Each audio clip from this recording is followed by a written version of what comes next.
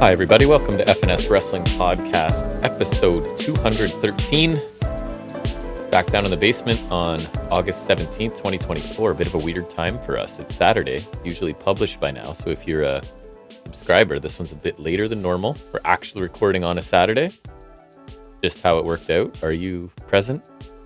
You're just staring into Figured out a new space. thing. No, I could put belts on this ladder. No one heard that because you didn't talk into your mic at all. Really do that later. And you're doing it again. Good start. Strong start. But we're back down here. We watched a whole bunch of wrestling. We're going to talk about it eventually. We'll put in timestamps. You can get to whatever you want to. We'll break down AEW Dynamite. We'll talk NXT. We'll talk Raw. We will actually talk some Smackdown because You're welcome. we're recording a day later and there was some what we would call notable eventful things happening from our point of view. So we'll talk about those when we get there. So recording today because I had to get up. Your brother had a basketball game in his final tournament of summer before tryouts for fall winter happen next week. So he gets like less than a week off. But anyways, played at 8:15, about 40 minutes away. They won by more than 40. So kind of a waste of time, to be honest. And then played again at noon and won by over 20. Brother played well. We think we might play a team from Newfoundland tomorrow. That's pretty crazy. That they came all the way to the Toronto area, right? Pretty fun. And then you were at work, so you just got back from work. You got caught in the rain, so you look like you're a bit damp at this point. Don't mistake me for being clean. We are supposed to get like a ton of rain this weekend, so it started out while you walked home, I guess. It did. Anything else you're interested in bantering about today? I guess next week's going to be pretty irregular for the Yeah, we're not quite sure what next week's going to look like. Jack is busy basically from Thursday to Sunday, right, at Fan Expo. Hey, I remembered the name of it, I think, for the first time. So that's where he will be. Lightsaber number 3. But we'll definitely put out something. I just don't know what that will look like, to be honest. Yeah, I'll be involved in some capacity, whether I'm actually in it or not. Because we've floated a couple ideas. I don't know what. So it'll be maybe an abridged version with you, or me doing a rare solo mission. My spokesperson. With your notes to discuss. I haven't done a solo mission in forever. That'll be weird, especially with video now. I'll just leave it empty. I'll put like a mannequin in that spot. What about that dummy we had? We still out there. Your MMA dummy? Yeah. Still out in the garage. Get that. Put him in there. Tape your face on it. I think it'd be kind of funny. Maybe it'd just be funny to have just people might but then the feedback might be they prefer that to you. That's fine. And that would be awkward. And I don't got no work. Ooh, a surprise to no one. They prefer the inanimate. I wouldn't be shocked. Grappling doll. So yeah, something. We'll put out something next week, and we'll call it 214. It might be slightly different than what you're used to, but we'll figure something out. I don't remember what we did last year is the thing. Because for some reason we insist on never missing a week because that's how we are. But there's Gio Vinci. You've got the figure set up as a little foreshadow of things to come this week, I guess. He's back, baby. Yeah. Anything else you want to discuss before we get into actual wrestling stuff? I can't think of anything exciting for me. We're just trying to squeeze the last few drops out of summer. I feel like there's something, but I've gotten your mom more into pickleball. She's been coming in the morning. And my buddy Everett, who's probably listening to this right now, he started showing up and he's really enjoying it. Now he's going to have to deal with all the fame. Damn. He's going to be good quick because he's a tennis guy and an athlete. So he's picking things up pretty quickly. Our plan is we're going to be like senior doubles people together. Oh, when we're older. That's sad that you're planning that. That actually is just something active to do when I'm retired, you know? Just, okay. Pretty awesome. I guess that's just strange that you plan that. I know. I've fallen in love with pickleball. It's crazy. A little bit. Yeah, a little bit crazy. You'd like it if you tried it. You just won't try it. I just don't. That'll be my next podcast. Will be pickleball with get your mom involved. I don't chronicle our pickleball journey. I don't think that works. Sounds amazing. I feel like that falls into the category of the people who start a podcast just because they can. Yeah, it's ultra niche like this. But there's so many podcasts where it's why do you have a podcast? Yeah, because it's fun and it's easy to do now in 2024. I don't know. I enjoy it. But anyways, I think we're good, and we'll move into actual wrestling. We got a lot to cover this week. We'll start out where we always start out, taking a look at the week's wrestling news and rumors.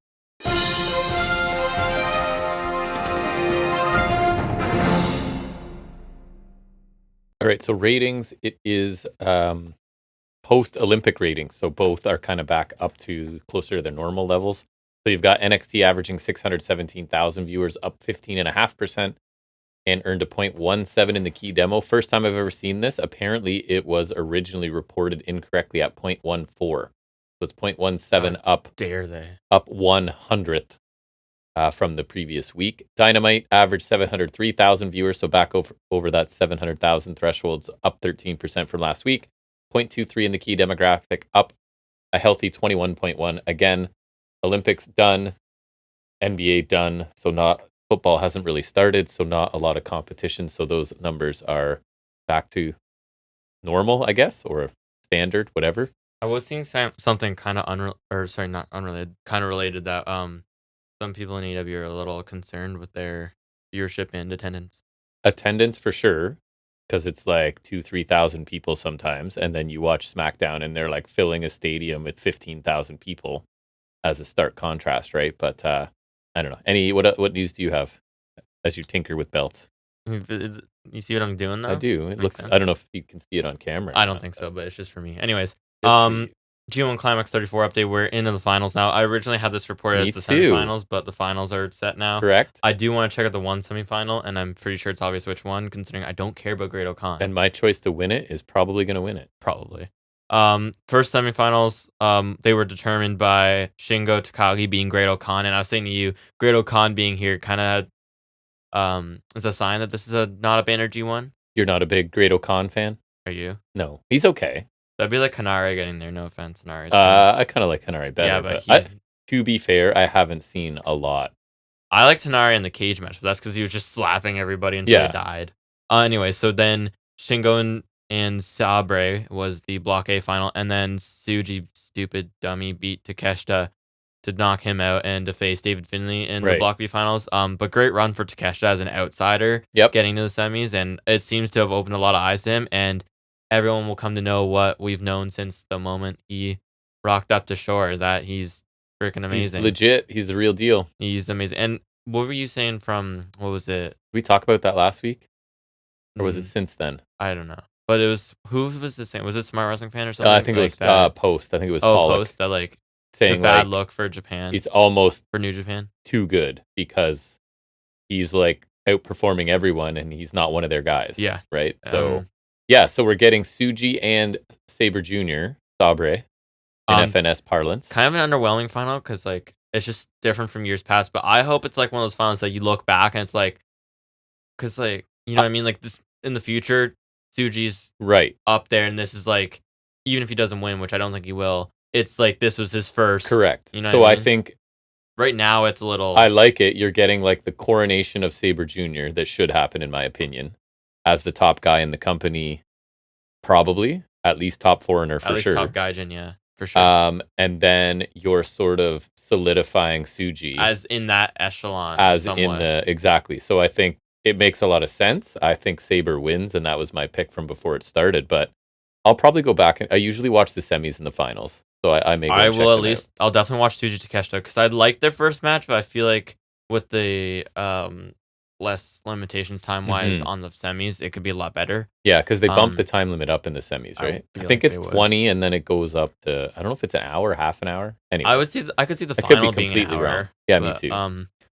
And then I'd watch Tsuji Sabre. I honestly thought Tsuji would lose to Finlay just because they seem to want to push him. I don't think he's that good. I feel like they kind of tried, and now they're like, Tsuji is ready. Tsuji's good, I think. So yeah, I'm glad Tsuji got in there at least, if not Takeshita. I kind of like that final. They needed some fresh blood in that position, and now they one of them wasn't their guys, but fair enough.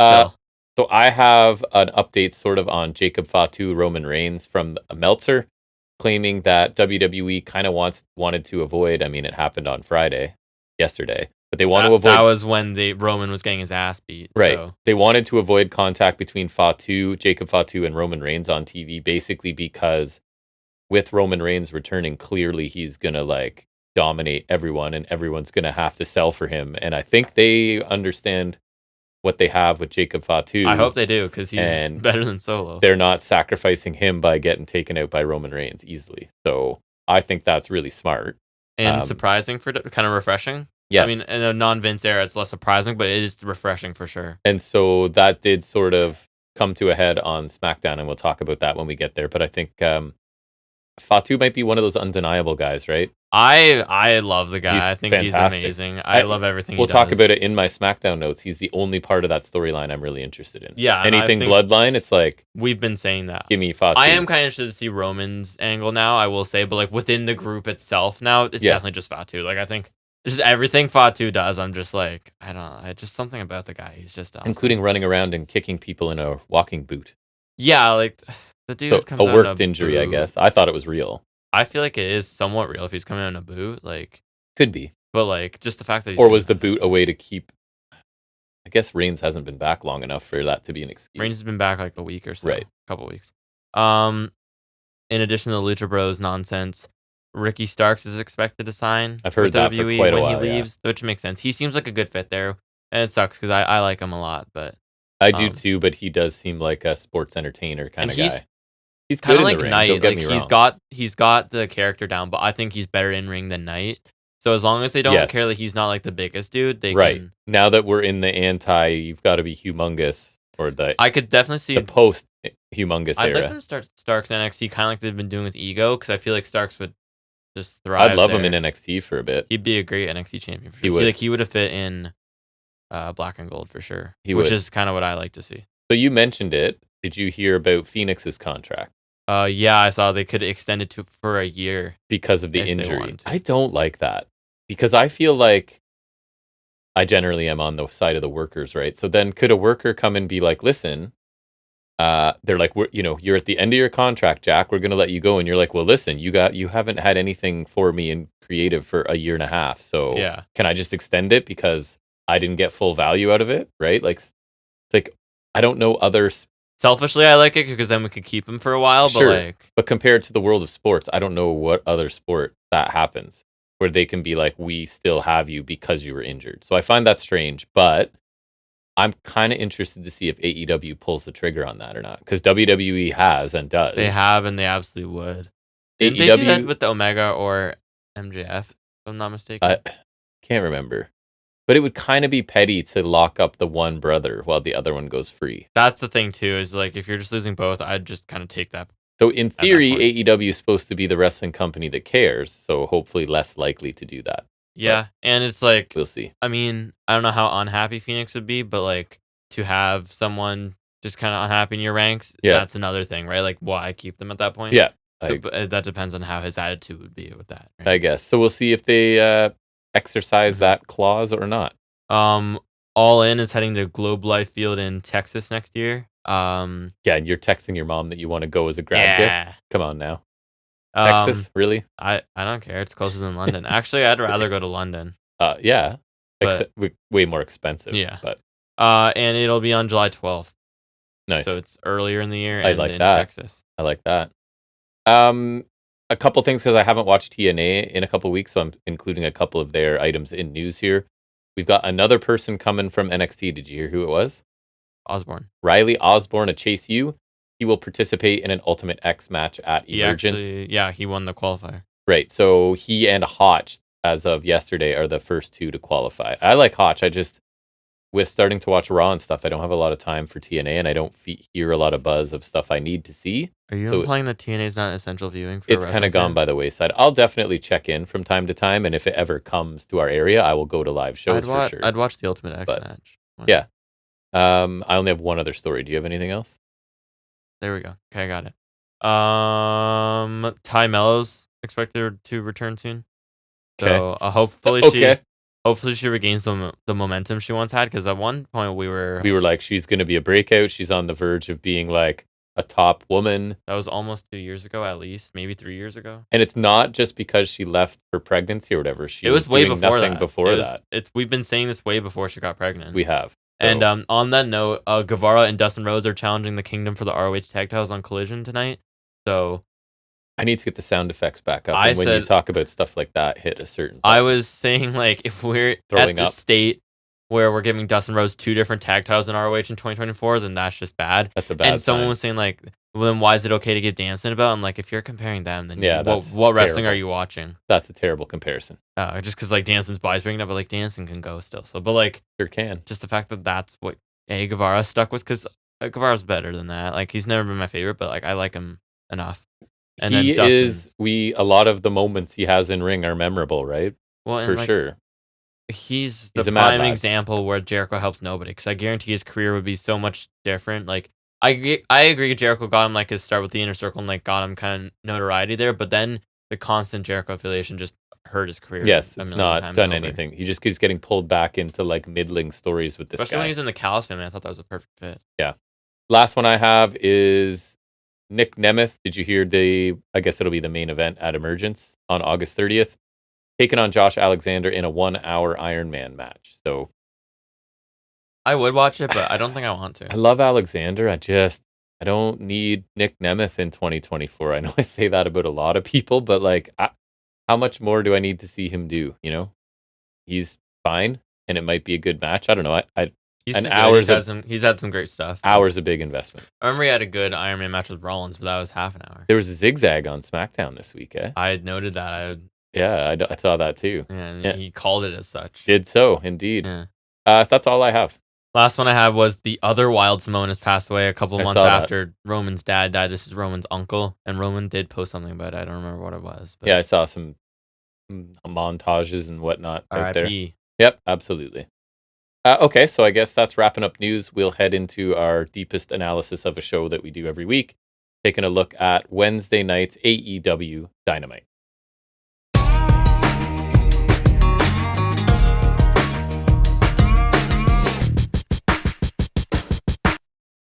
All right, so we had issues with Dynamite this week. It did not record, and I wasn't really looking for a reason why, but I saw someone explain that basically the time slot was mislabeled, like on cable or whatever, as Little League World Series, so it just didn't record. So we had to find it through other means, which meant that we didn't have any commercials, so we got to see... We watched through... We got, like, picture-in-picture, but it's the full picture with sound. It's not picture... They don't cut to commercial. It's the full thing and like, it's commentary. what you would get in picture-in-picture, but with the sound. So a little different for us, but so a little bit longer, I guess, probably. Yeah.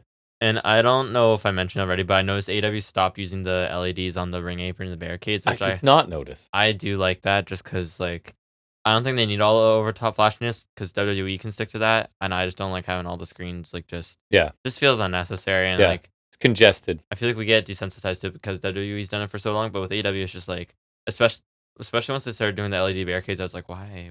It's a lot of lights. The ring, I feel like, is kind of dumb, but again, with WWE, I've just been used to it, so I'm like, okay, we'll do that. But the LED barricades, I don't understand, even with WWE. With WWE, I guess it's for, like, then you can put sponsors on the screen. Yeah, and they want it to look as high-end, as high budget as possible. I think it just looks dumb, because you can only do it on the hard cam. But indie feds can't do it. They're big time, brother. Just lame. Anyways, we kick off with Mercedes Moné against Hikaru Shida for the TBS Championship. And Shida earned that title shot by... I know she... Existing? There's some promo on Collision or something. I guess. I don't remember what it was. Yeah, because she's dabbling in heelness, I think. Which makes this a weird match. And a multi-time former champ, right? Yeah. 3-time? Threes. Because remember, she had the 3-time champion with 0 character development. She had the one lengthy run in the pandemic, because I remember she got, like, kudos for that, because that was a good run. And then... I enjoy Shida. She won it a second time, lost it to Saraya at All In for a cheap pop, won it back, lost it to Timeless Tony Storm, and now we're in that vortex. Why are you mentioning Saraya on my podcast? Wardlow. Dare you? And Wardlow. You're summoning Wardlow and Saraya, probably. So, just be ready. It's going to be your fault. I'll test my luck next week. But yeah, like, when you're not here.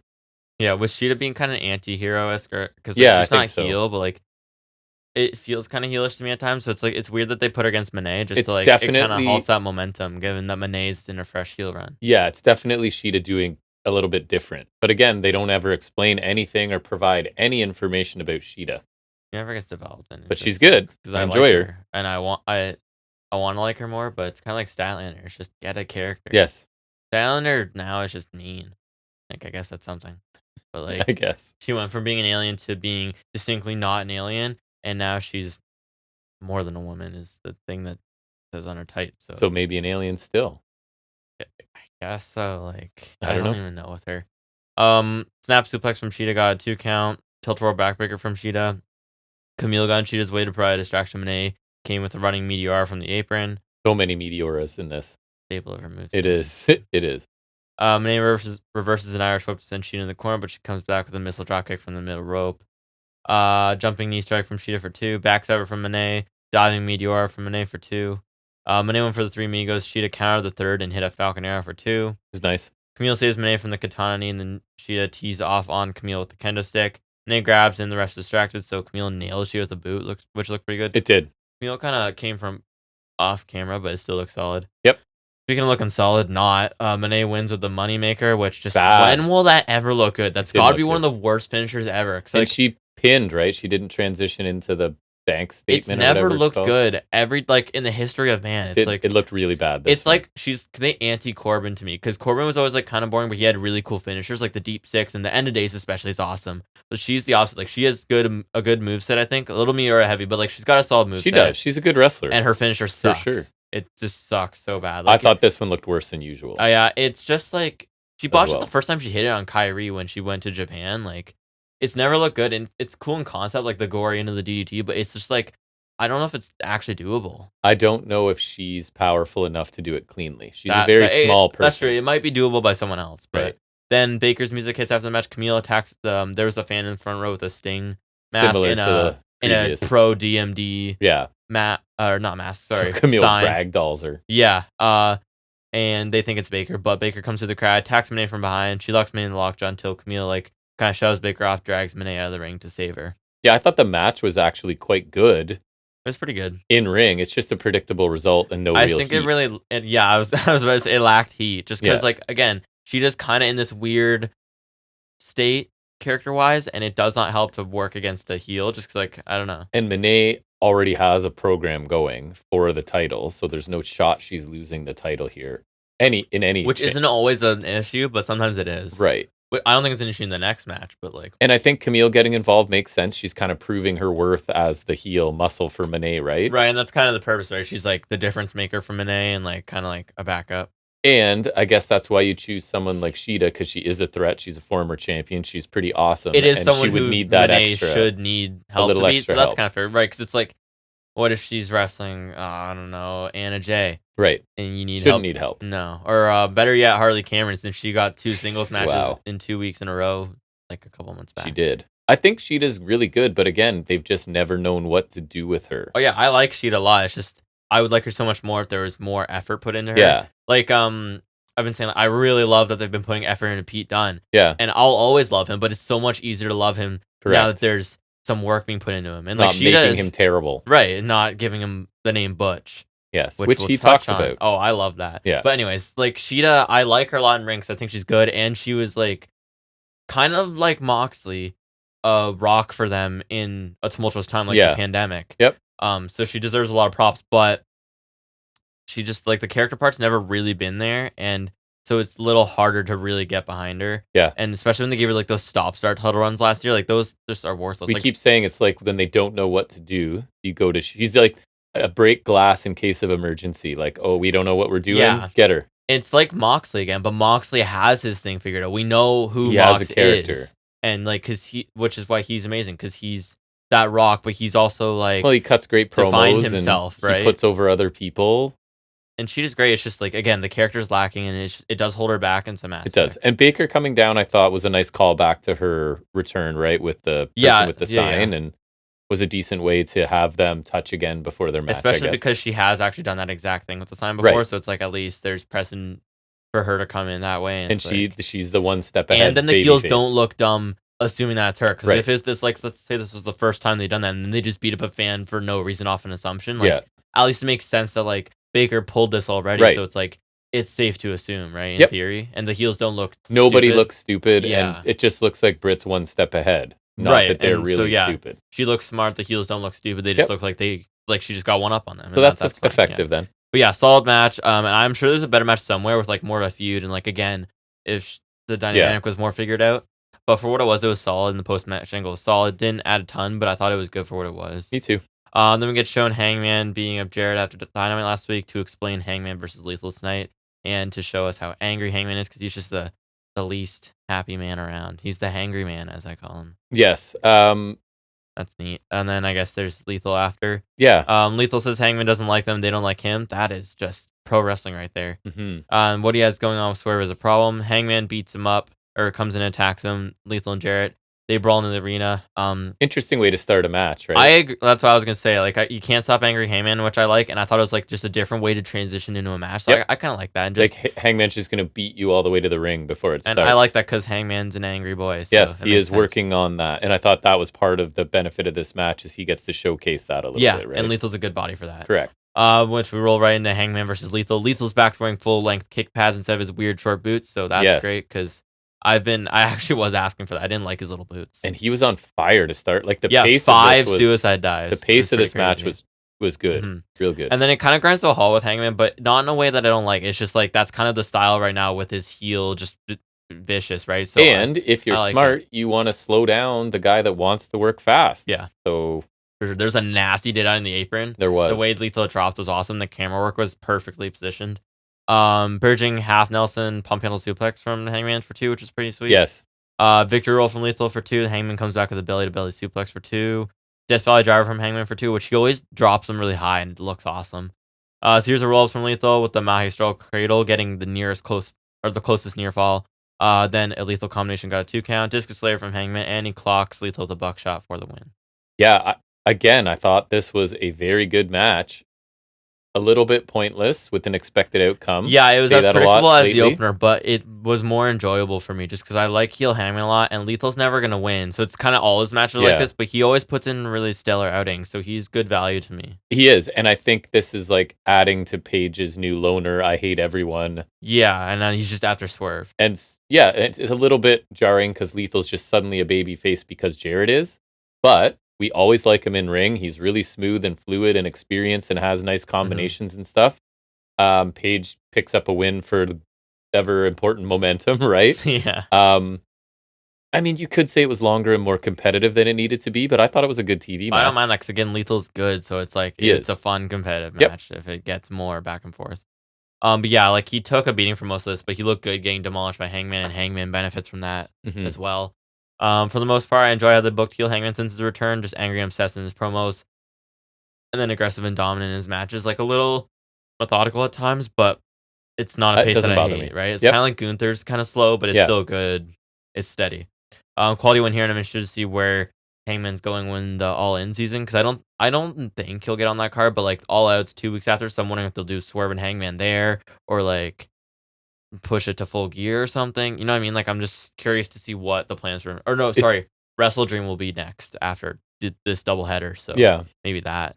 Wrestle Dream was the first Swerve Hangman match last year. It's definitely coming back to that, I think. Remember that was the one, like, it was a good match, but I didn't love it just because remember that it was in Swerve's hometown, so it was like... Yeah.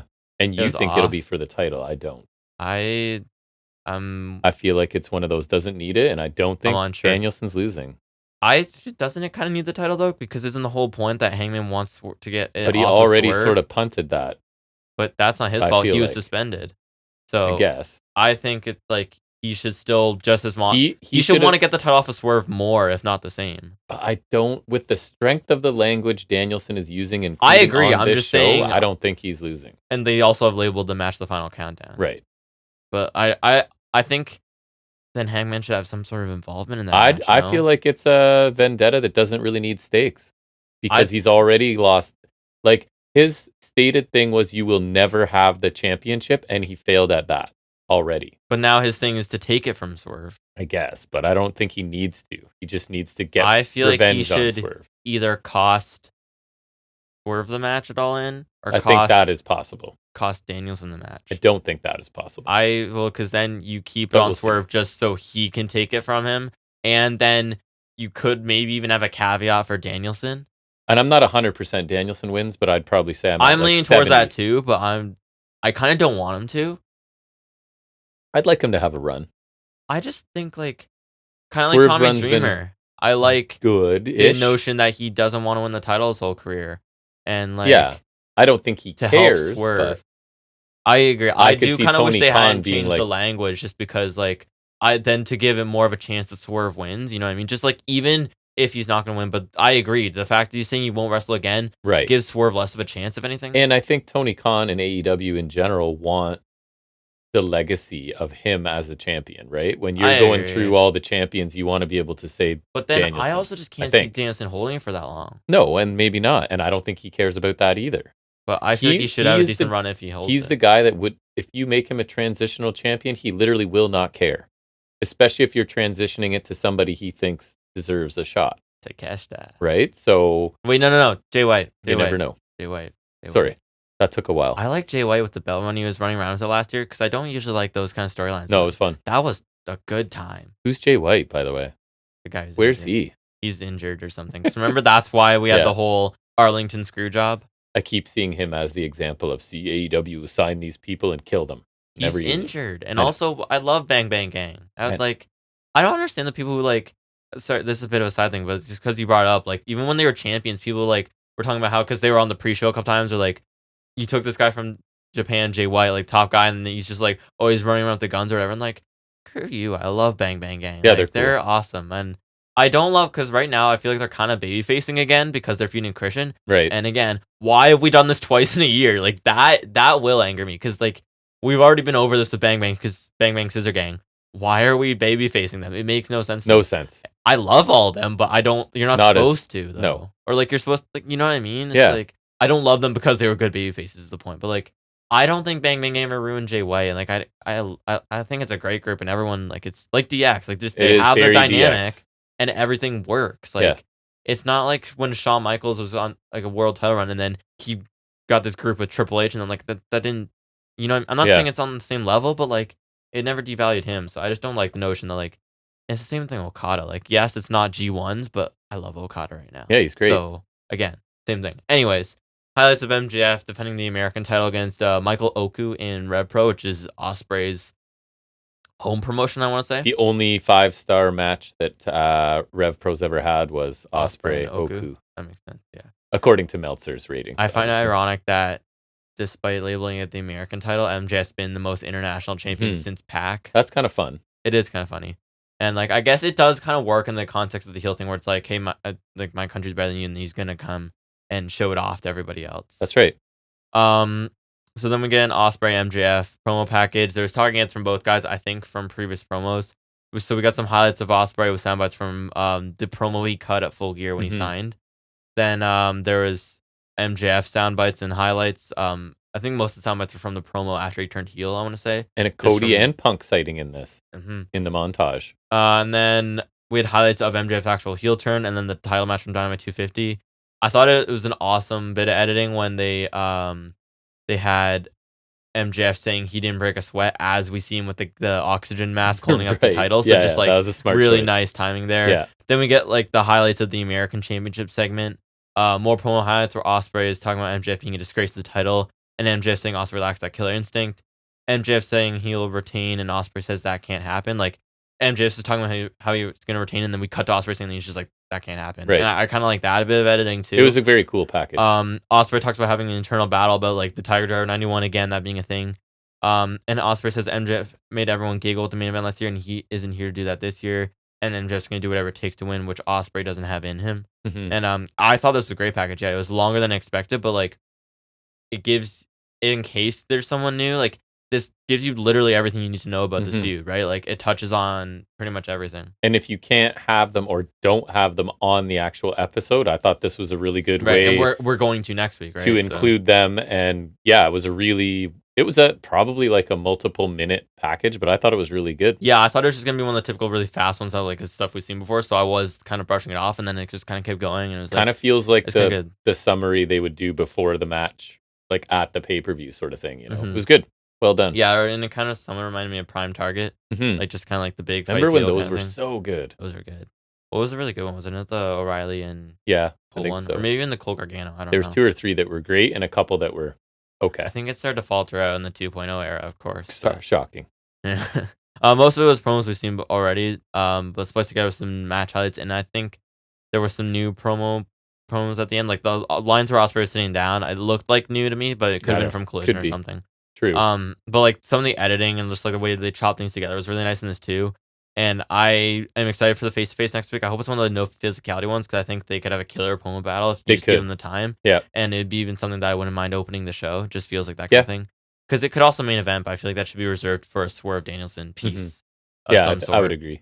And I feel like there's a decent chance, and I might put in my picks, I don't know, that Garcia comes back to cost MJF in some manner. Like, I could see that being in, like... Haven't heard if he's signed or not yet. Yeah, you spin off into that feud to hopefully make something of Garcia. Yeah. Ospreay goes to face Pac. I think that's happening. If you rob me of Ospreay Pac again, then I'm going to be mad. But speaking of which, we get a Pac promo next. Speaking of Pac, my boy. He talks about Ospreay taking his title match since he's the number one contender, which Guess is what? true. Pac is angry. I know this is going to be shocking to everyone as he's brand new character. Pac is pissed off. Shocking. Yeah. But yeah, he talks about Ospreay taking his title shot, because they haven't been addressing him much. That Pac is the number one contender, right? And I'm glad that he's finally he remembers. He said he's sick of this, and that was his ticket to his Wembley moment. He said he'll face the winner of the title match at All Out, and he's gonna take back what's his and show what the bastard's capable of. So, I love Pac, but this is what he's always angry for some usually good reason, but things never really get better for him.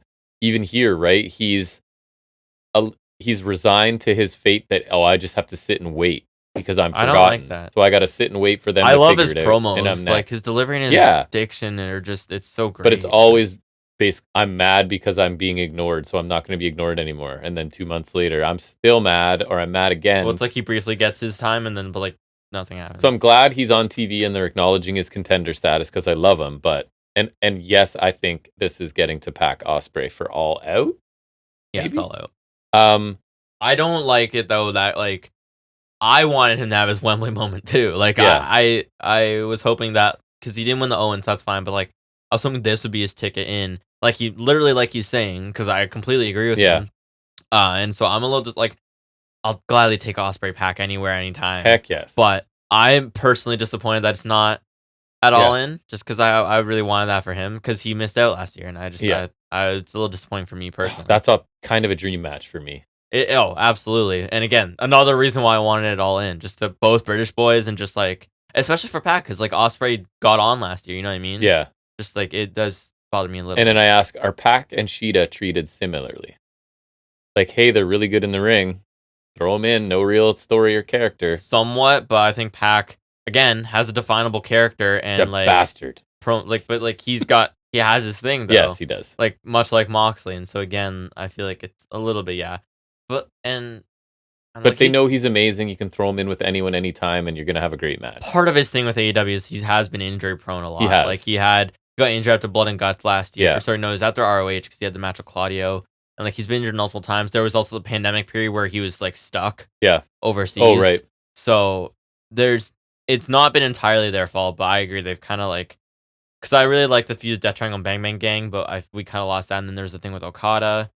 Which was good. He's done things this year, just hasn't won things this year. Correct.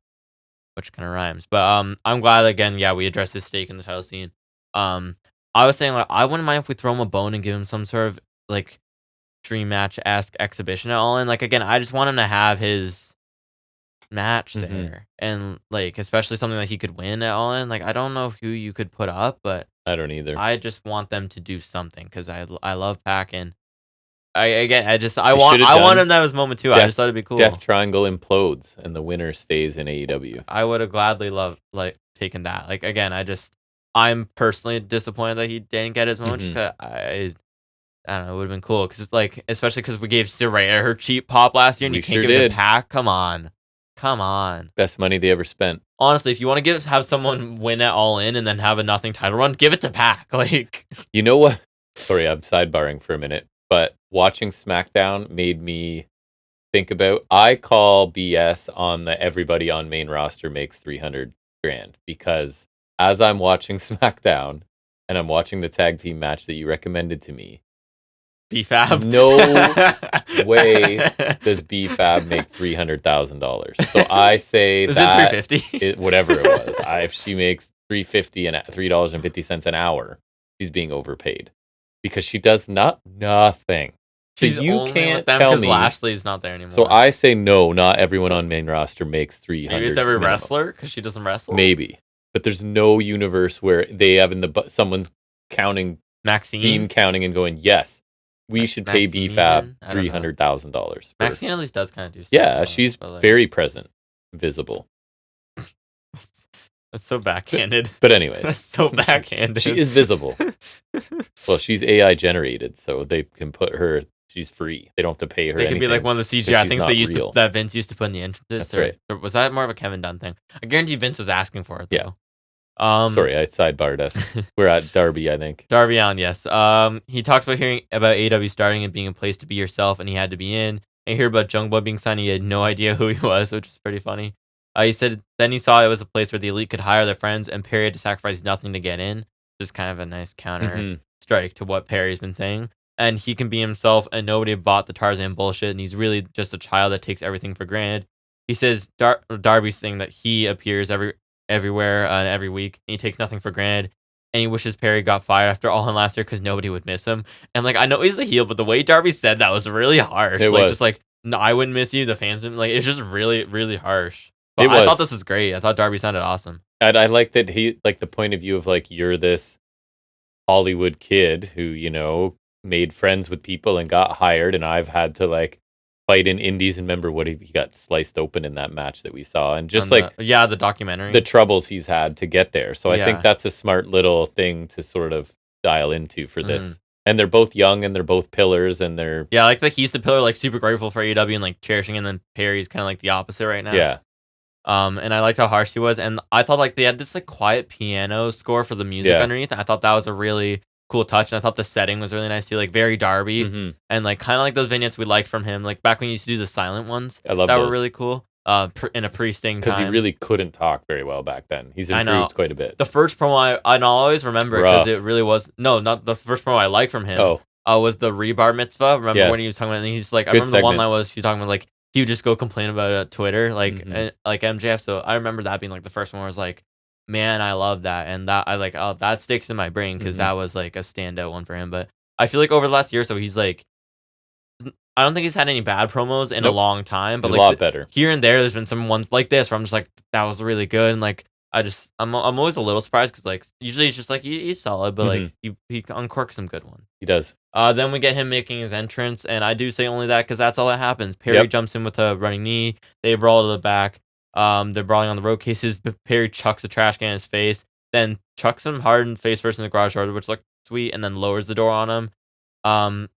Perry says Darby sacrifices for himself and pretends to be a hero, and then security stop him from ramming a road case into Darby still stuck there.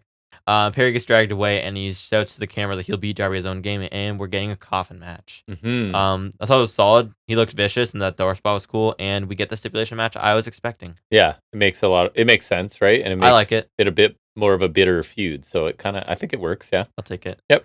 I don't think it really confirms that the match will go either way for me because Darby could lose the coffin match easily. Like he could. It is his signature match. I do find it ironic that, but he could lose. Like I don't want FTR Bucks 2 years in a row at All In. No, but this is the second coffin match for Darby at All In. It is. Although last year was a tag match with Sting, so it is different. I'm just saying it's kind of funny that both years so far they booked him in a coffin match. It's his match. Yeah, that's fair. But it would be like the first 2 WrestleManias he's on. Taker gets a buried alive match or something. Although when he debuted, they weren't established, so just shut up. Whatever. Then we get filmed by Mariah May, and it kind of starts out like Tony Storm-esque, but then she kind of like cuts it, which is kind of cool. Yeah. And she was wondering if it's better to be remembered or forgotten. She said last year at Wembley Stadium, Tony Storm failed. And she said this year it's about her and not about Storm. If you want to be a star, now it's time to burn. Just, it's so good. Yeah. She is so good. May burned some clothes that she like. I think it was the tribute gear for Storm. She said one day she'll look out the window and wonder what happened to Tony Storm. She said they'll both get to die, but she'll write Storm's eulogy. And like Pac, just her delivery and her word choice and everything is just brilliant. She is really good at seemingly all facets of pro wrestling. Like it just comes across as so smart and like super evil and like maniacal, but like in a realistic and cool manner. Whereas like Storm's like, again, this melodramatic, over the top, just kind of canny, goofy crap. Like May's just, it's somehow coming across real, and like lines like the last line there are just so perfect and genius, and like I couldn't like just coming up with that, whether it's her or someone else, it's perfect, and the way she says it is amazing too. So at the time they got her, never heard of her, was skeptical, but it's one of those ones like Walter or Takeshita where like they just come out of nowhere, but then like once you see them, they're and good. She's gone from the little like shy, almost silent sidekick to like a confident, Like the super fan diabolical of villain, Storm, right? and both are believable, right? So she's excellent.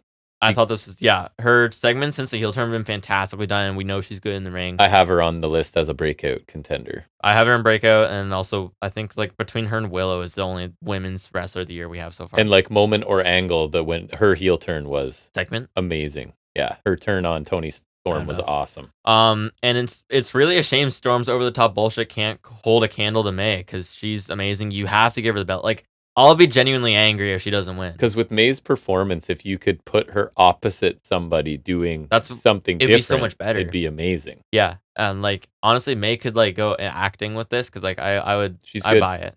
Then we get an interview with Mina Shirakawa. She resurfaces. She's interviewed by Renee. She was saying she hasn't heard from either of them. She's shocked, heartbroken. Hasn't seen Mariah, or she hasn't seen Mariah be this vicious. Whatever. She hopes someone gets her. Whatever. I'm calling 100% BS on this. She's been May's longtime partner and friend. Meanwhile, she had a feud with Storm over May. Like, right. I don't know why they're pretending like she's friends with Storm now too, or like that's even close. Like, I think she's conning everyone here, and I feel like she's gonna play a part at All In and help May maybe. Like, either way, I think this is 100% BS. Like, she's got to be on May's side, and I feel like Mina would play an interesting heel too. So like, she would. I'm interested, but like I don't buy this for a second. I thought her English was pretty good, which is nice to see. True. And she definitely has charisma. And John Pollock, again, a post wrestling was, I think he was the one pointing it out, or Way, one of them, that this was reminiscent of Diana Hart ahead of Hart Bulldog at Wembley. Because she didn't want to pick, and she just hoped that nobody got hurt. And he thought maybe that was an intentional. Yeah. I mean, it could also be like love in this company, right? Owen Hart. Well, that too. Oh, I guess. Oh, but FTR and everybody loves Brett all the time too, right? And I guess like that's kind of cool if that's true. It could also just be like, because they did the same thing with May for Forbidden Doors. There's also that. Yeah, but that's not a bad touchy. That is kind of cool. That's something I wouldn't think of. I like Shirakawa. I think she's interesting. I do. I think she's interesting. Like, I don't like her a lot because we haven't seen her a lot. No, but we haven't. I just find her intriguing for sure. Me too. Ever since like they did that whole feud. Yep.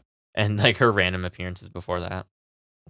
Then we get Cassidy, O'Reilly, and Strong in a three-way for the number one spot in the sudden death, one fall to a finish, can end at any time Casino Gauntlet match at All In. This was my match of the night on this show. I just wrote banger. You just knew it was going to be good. Has to be with those three. I love all these three. Absolutely. And there was a time where I wouldn't say that about Cassidy, so that's crazy. But like, and especially Roddy, I think has had an underrated year for in-ring, because the Ospreay match was awesome. The match with the O'Reilly Dynasty was awesome. That TV match with Swerve was awesome. Roddy is awesome. He just flies under the radar so often. There's a lot of fast strikes and back and forth early on. Kyle O'Reilly had Cassidy in a guillotine, but Roddy pulls him off, hits the half Nelson backbreaker, and a gut check to Cassidy. Pendulum backbreaker each for Cassidy and O'Reilly, and then a high back suplex to Cassidy for 2. Cassidy and Kyle O'Reilly hit strong with the Stun Millionaire KTFO combo, which is that axe kick rolling elbow. O'Reilly's Cassidy in a sleeper, and then Roddy kind of turns them over in a double stronghold until he loses grip. Right. Which is alright. I never loved that kind of spot, but it was okay. And like him kind of fumbling it at the end kind of makes sense, because that'd be tough to hold on to. O'Reilly's got Roddy in a guillotine, then Cassidy breaks it up with a lazy elbow drop. That was well done. OGK come down with the chair. They get attacked by Briscoe and Ishii. Briscoe with the chair dive onto OGK. They brawl away. Kind of forgot about that. Crowd chants for tables. Cassidy goes to grab something out of the ring. Strong cuts him off with a wrecking ball drop kicks, and it was so great heel work from Roddy, I thought. I actually really like that, just timing wise. Strike exchange, then lazy kicks from Cassidy before he starts going after those real kicks. Ducks double lariat, double Hurricane Rana, and a tilt-roll DDT to Kyle O'Reilly, followed by a beach break to Roddy for a near fall. Strike exchange, then Kyle O'Reilly catches Cassidy in a juge. Then he gets Roddy simultaneously in a heel hook. Has to release Cassidy, who kneels Roddy with a PK, so the hold breaks. Total elimination of Cassidy from O'Reilly and Roddy. UE reunion. Yeah, they clocked him. O'Reilly's trying for a juge on Roddy. Cassidy comes behind, rolls O'Reilly up with a crucifix pin to get the win. So Cassidy will be number 1 in the gauntlet thingy thing. That's the outcome I expected. Really awesome triple threat match. Best match on the show, as I said. Got a lot of time. Really entertaining. And a little bit of stakes, right? Like instantly, like you're guaranteed to get in the gauntlet, because the gauntlet's the one where not everybody gets in, right? It's however many. In theory, yeah. It's sudden death, by the way. So you would think like, oh, I don't want to be the first one in a multi-person match, but like there's no guarantee you actually get in the match. Mm-hmm. So it gets him in. So I love tons of good action. Yeah, 'cause I was Crowd, thinking, why are they fighting for the first spot? But I guess it does. it means you're in, right? Where some people are just sit there and never get in. That's If the true. pinfall happens in the first two guys, Get Pac in there, maybe, Nobody. just to have him wrestle. so pretty good crowd for this. Just a strong triple threat in the middle of a wrestling show, and yeah, I liked it a lot. Yeah, super strong. I thoroughly enjoyed it for a very nice TV match. Simply put together with some solid stakes. I love all three of these guys all around, so it's always gonna be good. And thankfully, didn't disappoint. I think we kind of benefited from the no commercial thing. So like we just kind of got this in its entirety, and I Right. kind of appreciated that. You can get more like immersed in it. Little There's no bit, breaks. right? Yeah. And like sometimes there's some good stuff during the commercial breaks. So like you end up getting some things. Well, you and might those have three missed are never otherwise. going to stop working, right? Right. So there's no lulls. Yes. Some great exchanges between all three guys. Sometimes there was only two, but it Mhm. never was relying on that triple threat trope too much. No, like of it like was it's here you and wait there. outside while it's us. Yeah. Yeah. Here and there that was there, but not overly. No, these three are good enough and smart enough to Yeah. do any style. Some smart parts where we had two guys double teaming the third guy. I felt like it slowed down at times and then picked back up. Like again, with the commercial breaks, I feel like it slowed down and like it felt more like a complete match because we're getting the full experience and like it just felt like it had time to breathe. Yeah. And again, that might just be because of the no commercials, and that might be Yep. just honestly aside from like because I know there's issues when we pause or rewind or something. But like aside from that, I wish we could watch it like this every week just because I do like it without commercials and being able to just take in the matches, right? And they got to do everything they wanted to do. It felt like Cassidy eking out the win there makes sense for him, It does. and he's a good choice for the gauntlet. I could see O'Reilly turning heel and joining the Undisputed Era off the back of this, and maybe turning on the conglomeration. That would be quite the heartbreaking heel turn, considering the kinship he's kind of got with Briscoe. Mhm. That would be quite sad. But I'm begging for Undisputed Kingdom to transform into basically Undisputed Era, because I don't know. I don't want Kingdom or Wardlow. Well, yeah, obviously. Definitely one not does. either of those. I options. like honestly, if they somehow transform into like you boot out Kingdom and Wardlow, I don't even need an explanation. Just ditch them. I don't even need something to happen. Just make the faction Cole, O'Reilly, and Strong, and I'll give it a chance all over again. I don't think that's happening, but you can dream. A boy can dream. I can. I will. And if it happens, I'll be the happiest little boy. Because that's, you know what? No, I deserve that. Since Death Rhombus is being ripped away from me, I deserve this, okay?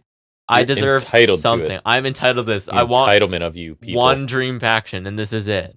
Mhm. And not Bang Bang Gang doesn't count. That should be a thing because that's a thing. But this, I just give it to me. This is I the hill want you it. will die on. I will die on this hill because Undisputed Era is awesome. You honestly build your show around them, and boom, your problems are solved. When was NXT peak? Oh, was Undisputed Era that? You bet your ass they were. They were. Boom. Then we get Okada and Claudio face to face with Renee. It's like getting backstage. Usually the face to faces are in ring, but it's like I was also surprised. It just felt like a interview segment. But I guess Pretty much. technically they're face to face, so yeah, who am I to Fine. judge? their Face to faces face, were there face to face with Renee's That's face as right. well. in between their faces. Claudio talked about how he felt the Continental Classic was his to win. Yeah, that's what we all thought.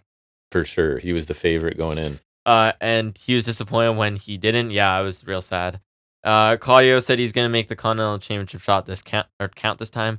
Okada told Claudio he was very passionate. He was doing like the boom, boom. It Yeah. was so funny. He's so beautifully dismissive of everybody. He's Like, he's just like, wow, you're so Claudio's passionate. pouring his heart out, and he's like, just He's just immediately like, whatever. Yeah. I love him so much. Oh my god. Okada said he's the greatest tournament wrestler of all time, 4-time G1 winner, because they do love Okada over there. Mhm. He said Claudio will respect him when he beats him in Cardiff. He said, good luck, bitch. Yeah. Which is also funny. And Claudio said he wanted the Rainmaker, not the Elite's lackey. Tokyo Dome main event, Rainmaker, not this one. He told Okada he better be ready because he'll have 99 problems and this bitch will be number one. Song reference. Don't remember Yeah, what and song that it was is. after Okada walks off, right? And Yeah, then Claudio Okada does that left, last yeah. little chunk. But yeah, I this was good. You've got like, Claudio actually sounded pretty solid. and he's like the earnest baby face, right? Who's in this for the right reasons, and then like cocky, dismissive Okada is just basically gonna mock you the more serious you And are. I like Blackpool because they can either do this or they can be like the kind of bitter vets. Yeah. Like, they work in either stretch. So and I this like was it. Okada speaking a lot of English, and he did a really good job. I thought he did do a really good job. I thought, yeah, Claudio was straightforward, but I thought he was pretty good. And I like what he said after Okada left more. and I like that too, because I think like Okada's dismissive attitude like fired up Claudio even more, right? Mhm. So it was good.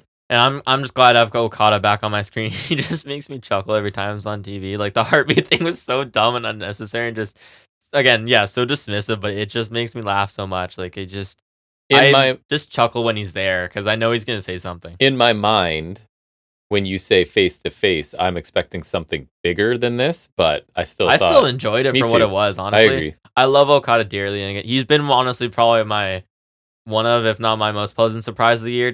He's fun.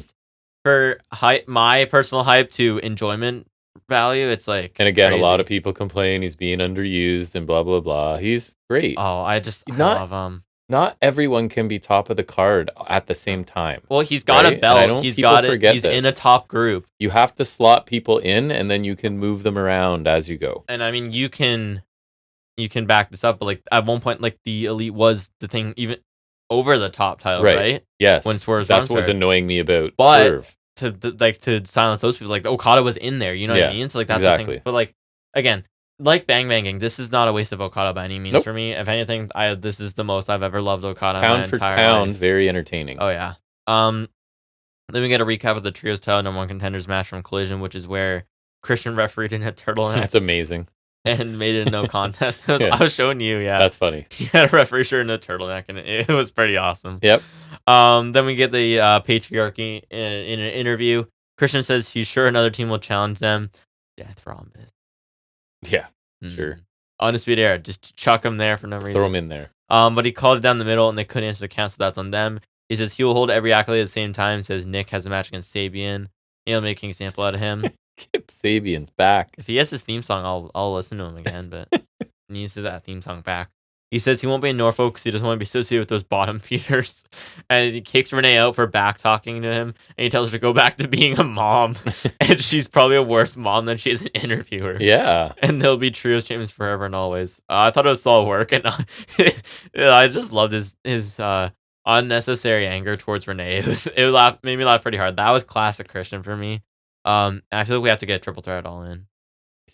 I'd wish, because this is like a Collision thing, I'm not really following it, but I do enjoy Christian. Yeah, his disdain for Renee, like who's never done anything to anybody, right? No. That was pretty funny. I feel like we said this before, and it'll never happen because it's not that deep. But like Moxley could come for his ass. Soon. For sure. Like, I don't think it'll happen because like I feel like we said that about something else. Wasn't it when the Hangman was being harsh? It's like someone was being harsh to Renee a little while back when we were saying like Moxley could. Mm-hmm. Which like you could just say at any point. You could come back with a list and just go on a rampage, and that's why anyone who is mean. Yeah, exactly. It could work, honestly. It could. I would honestly, if it's Mox, I would buy it. I trust him to make me buy that.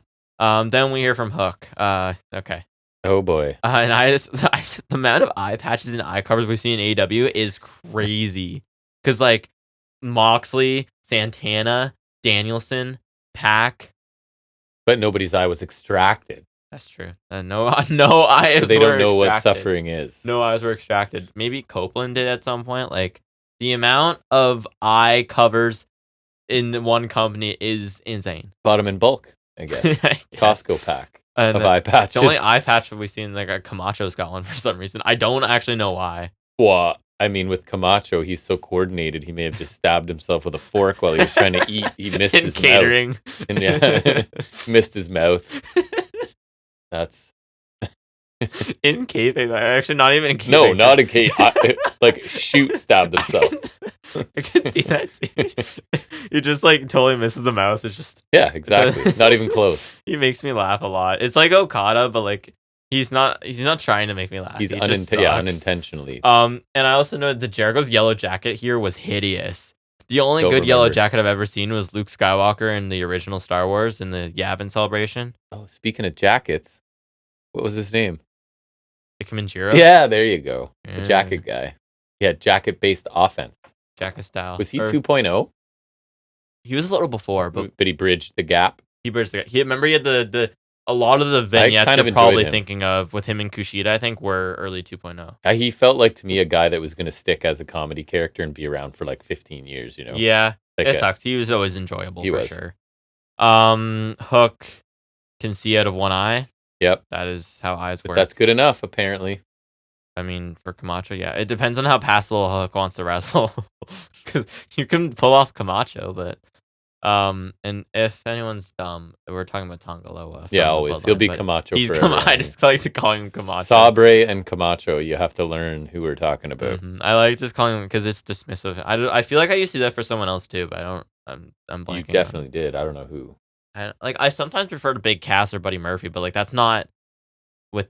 Like, I don't remember. That's not a dismay to them. It's just I prefer to call them that sometimes, especially Murphy. I just like that name better. But anyways, Jericho came out with his boys.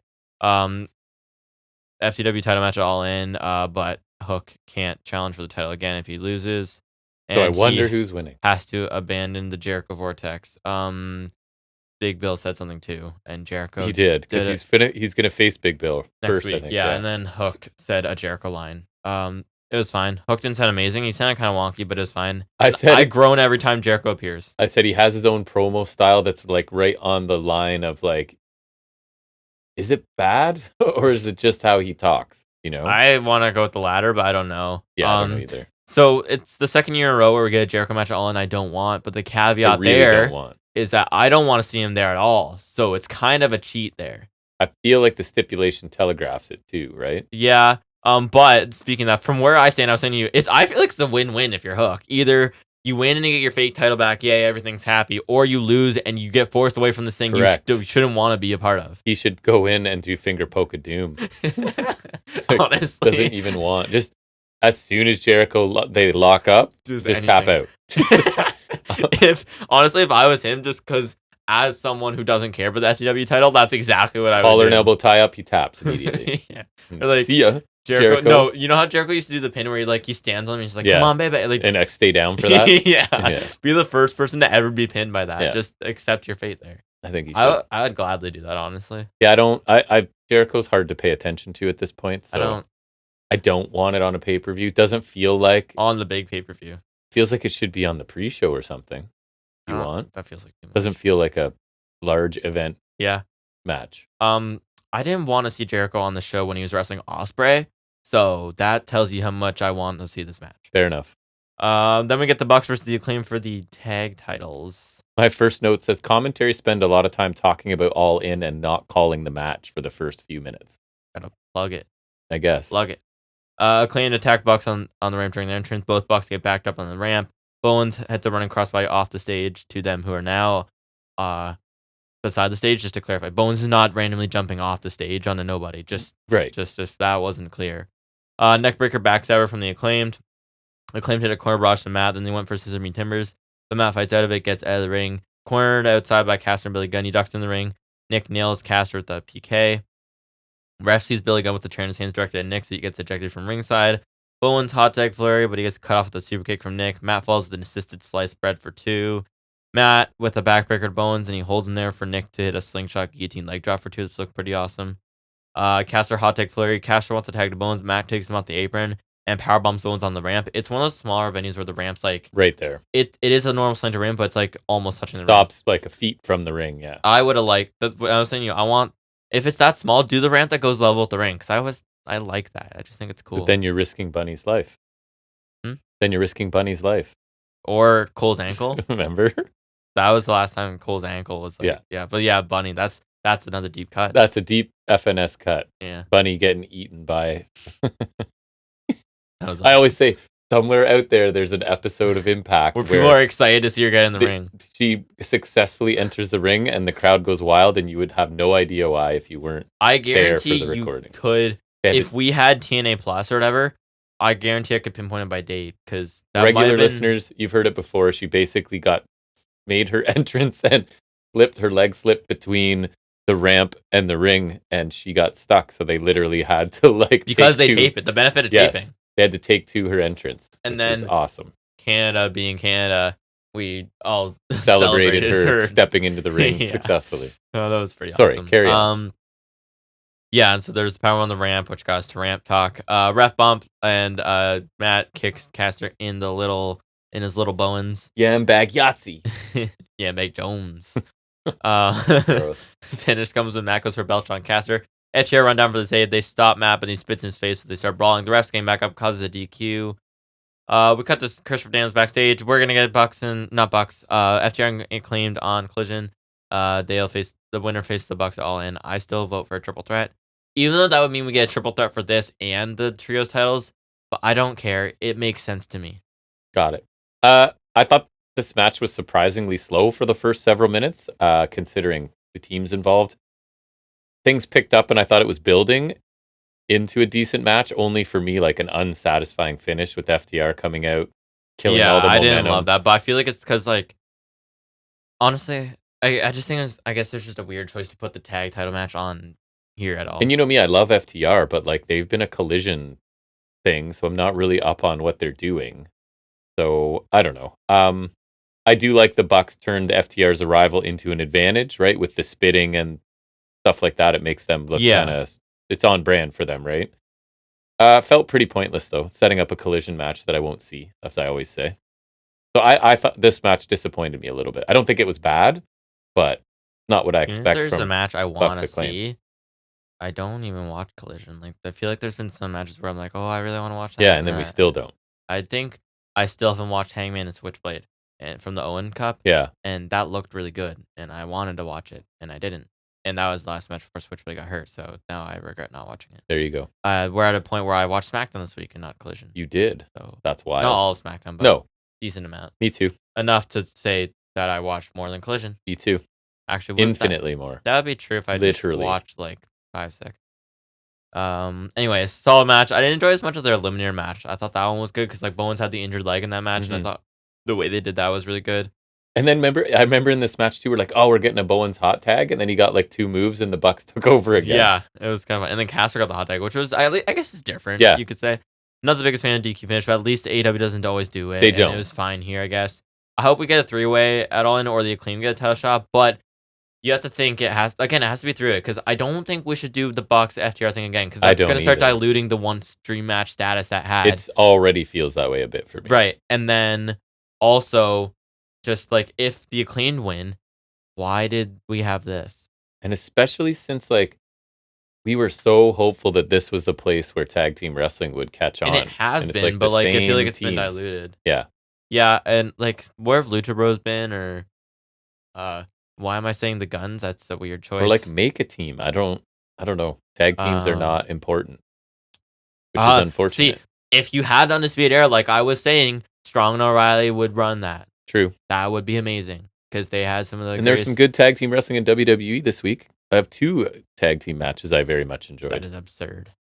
This is insane. Crazy. Bryan Danielson career highlight package. We get a mix of his career highlights from AEW and old ROH. Hate the choice of song, Time of Your Life, Green Day, because everything. It's a cheat code. When that song came out, every like grad, everything, every montage, like the final episode of Seinfeld, like it was just ubiquitous, and I just killed that song for me.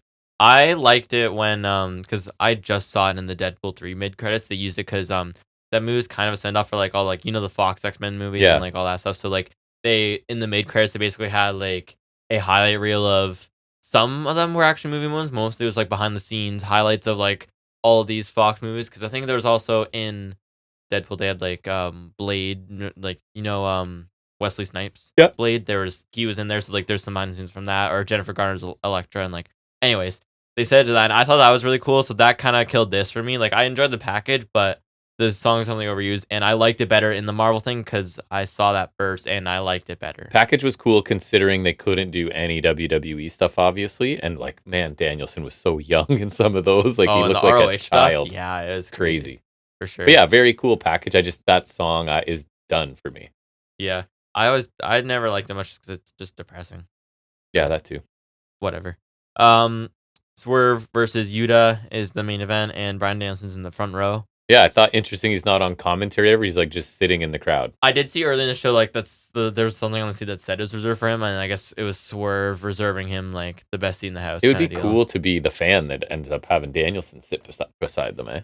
Yeah, that'd be cool. And I don't think he was doing much until after the match, so I wonder if you get to talk to him at all. Yeah. Maybe. Yuta got sent hard into the stairs, and Swerve holds him against the barricade. He's taunting Danielson in the front row. Swerve caught a boot from Yuta and ducks under for a backbreaker, and then Smooth turns into a suplex backbreaker. So back-to-back breakers there. Got nailed it. Stretch muffler, a.k.a. No, it wasn't stretch muffler. It was... No, yeah. Different kind of stretch muffler.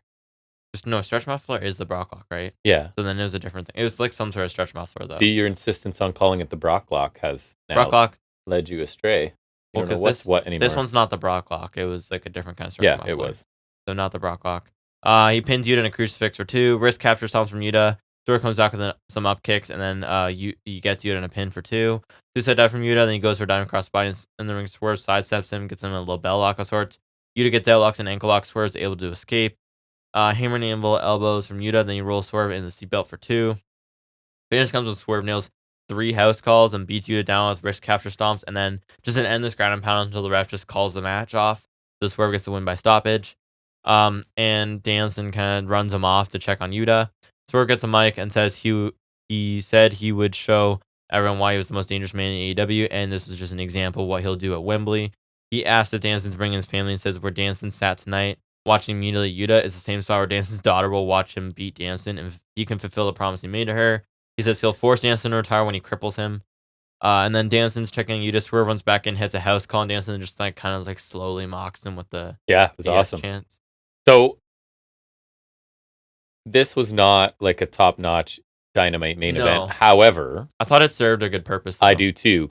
Partly because it wasn't like a back and forth Yuta look. It was Swerve killing this kid for the vast majority, which it should be. It kind of sucks, but it should be that way. And winning by stoppage also helps embrace this viciousness that we want from Swerve. Like, if we can't go back to full heel Swerve, then you've got to keep this vicious tweener thing going. And I like what he said, and then kicking Danielson and the mockery. Like, this is the kind of the edgy Swerve this is the that Swerve I we've want. been waiting for, yeah. Correct. I mean, I would still love full break into your house and steal your babies. I don't want Swerve, that until he feuds with Heyman, because I feel like he's the face in that feud, I guess. But they've definitely recovered and brought back the edge to this guy, and I'm happy with it. So again, not an amazing match, but I like the booking of it. He should dominate Yuta, and he did. Yeah, it was a solid match, and yeah, he looked awesome and this looking vicious, which what we've been asking for, and the promo established that as well too. Yes. The Killer Swerve from Wembley, and kind of entrenches him in the heel side of at least this feud. And I hope he doesn't for the Hangman feud. Like, I don't know, we'll see how he works out after this. But it works for this, and it was great, I thought. Yep. I thought this was a good show. I felt like we did get stuff that mattered this week, at least. We got really good in-ring action. Not all of them felt important, but I thought like overall the in-ring was really good this week. And then I liked the May package a lot, the Ospreay MJF package as well.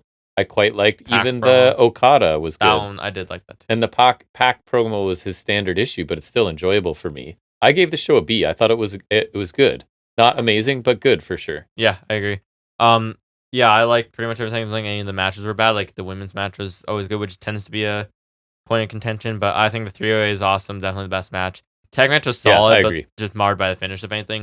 And the main event served a good purpose. And then women's match was good. The best segment delivered. The only segment I really didn't love was probably Learning Tree. Yeah. Yeah, as always. Even the copy and paste. Darby promo and the Perry thing was really good. Like that's something I forgot to mention. I like Darby's as well. So I agree. I'd almost give it a B plus. Actually, I will just because I think the in ring stuff was good and like it was. So I'll lean towards a B plus for sure. Good. So Dynamite back to sort of not firing on all cylinders, but most of them after a couple weeks. Definitely a better show, and I'm hoping they roll in strong with the go home next week, and hopefully like a hot Cardiff crowd helps them out. Yeah, I hope so too. Because Cardiff was hot when they did the first Clash of the Casks. Remember that was the Sheamus Gunther match, the first one in the McIntyre Roman. I saw on Cage Match today. It was a potential trivia thing. I think Gunther is the 11th rated wrestler of all time on. Wow, like 9.7. So, anyways, I mean that makes sense. So we'll take a break from the analysis and get into a little bit of trivia. I'll challenge Jack on a topic of my choosing. It's called Off the Top of His Head.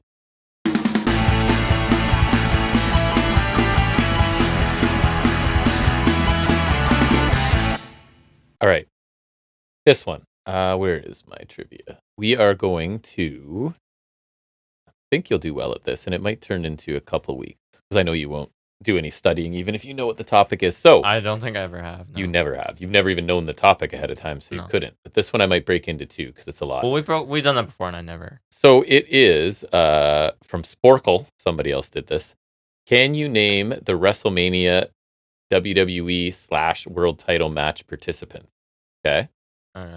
So I thought we'd start at WrestleMania 1 and go Right, and first. some of them will be 2. Well, and there's yes. First off, there's no world title match at 1. Well, so who would you? Oh, sorry, you're right. It it'd be starts at at 2. 2.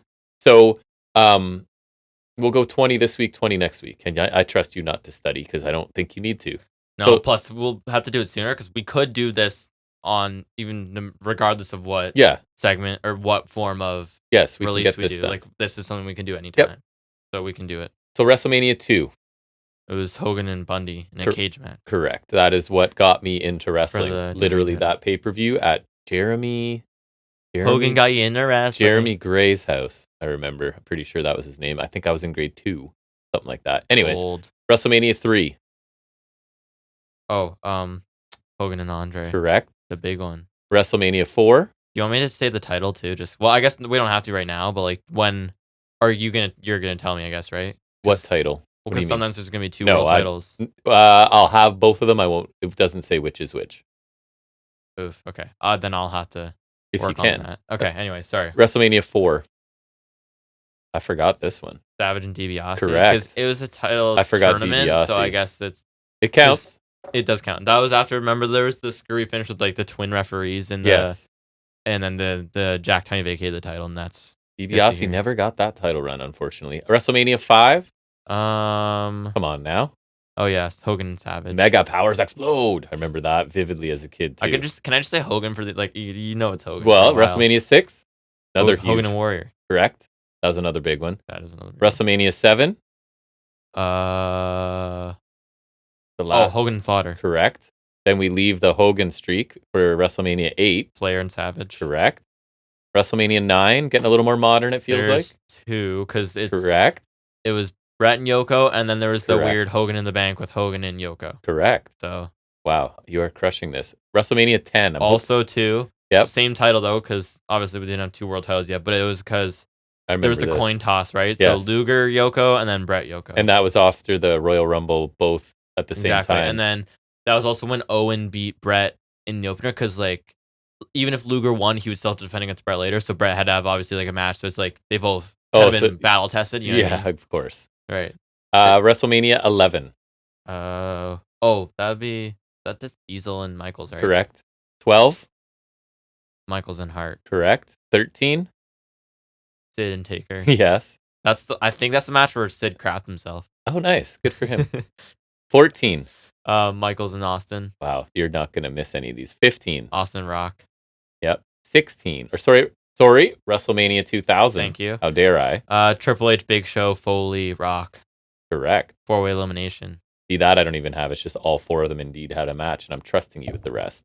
That was the McMahon in every corner. X7. Awesome Rock. Correct. X8. Jericho, Triple H. Damn it. Yep. Undisputed title now. Yeah. 19. XIX. World title was Triple H and Booker. Correct. That's the one where Triple H was saying like you people, and it was like this big thing, and then Booker lost anyways. Right. And then W title main event was Angle and Lesnar, which is the one with the shooting star that he broke his neck on. Didn't Angle break his neck? Should have broken his neck on. Or no, they should. Yeah, whatever. Someone broke their neck. Last one then for this week is 20. The World Heavyweight title was... This is a big one. I remember this was a fun night. Trips, Michaels, and Redacted, or Benoit, I guess. Correct. And then Guerrero and Angle for the WWE And title. so this is when Eddie and Benoit won same night?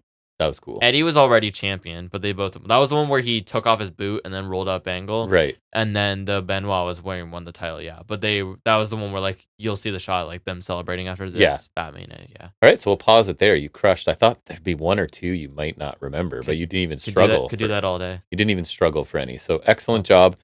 So we'll shift gears back into talking about the week that was in wrestling. Anything else we watched that we thought was notable, good or bad or whatever, we'll talk about it in Highspots and Restholds.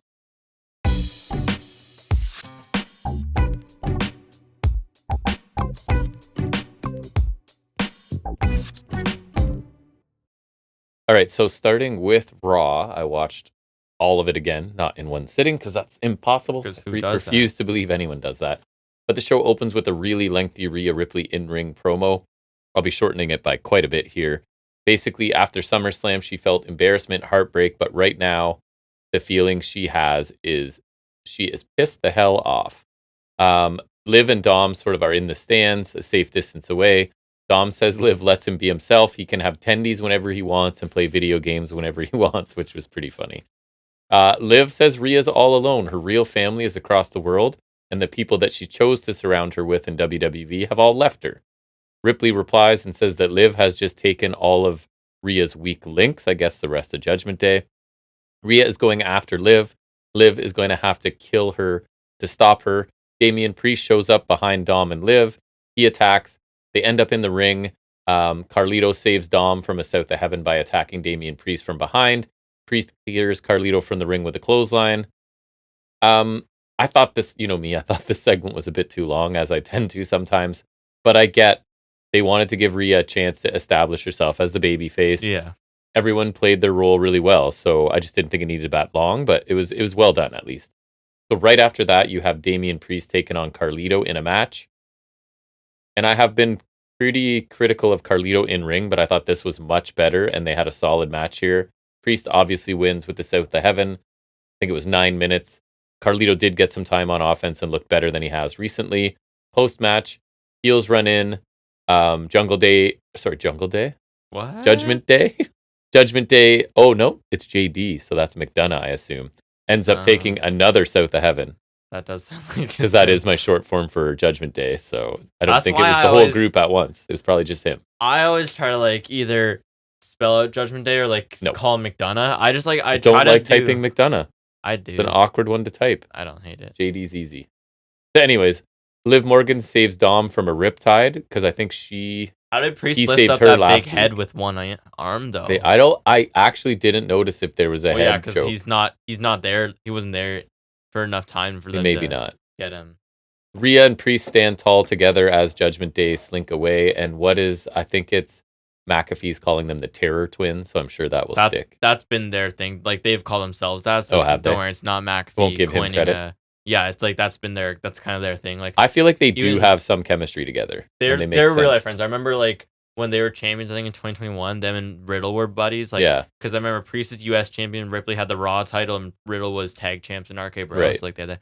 Even Ripley, I think this week had like she used to write like Dom on her here, like she had the TT. Oh, so that's also cute. We forgot to mention, but the rumor going around is that Judgment Day is going to be changed to Street Trash. No, don't think so. If that happens between this and the they should have already done it. Have we talked about the DeVille faction name yet on here? No, it's coming. Okay. So between these two names, burying the lead. Between that name and the rumored Street Trash name, like if both those names come to fruition, like one already has, I refuse to believe that Vince isn't back in some way. He's got Triple H's ear. Like, come on.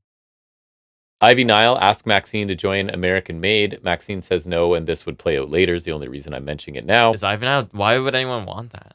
Bo Dallas video. He says that the Wyatt Six had their debut.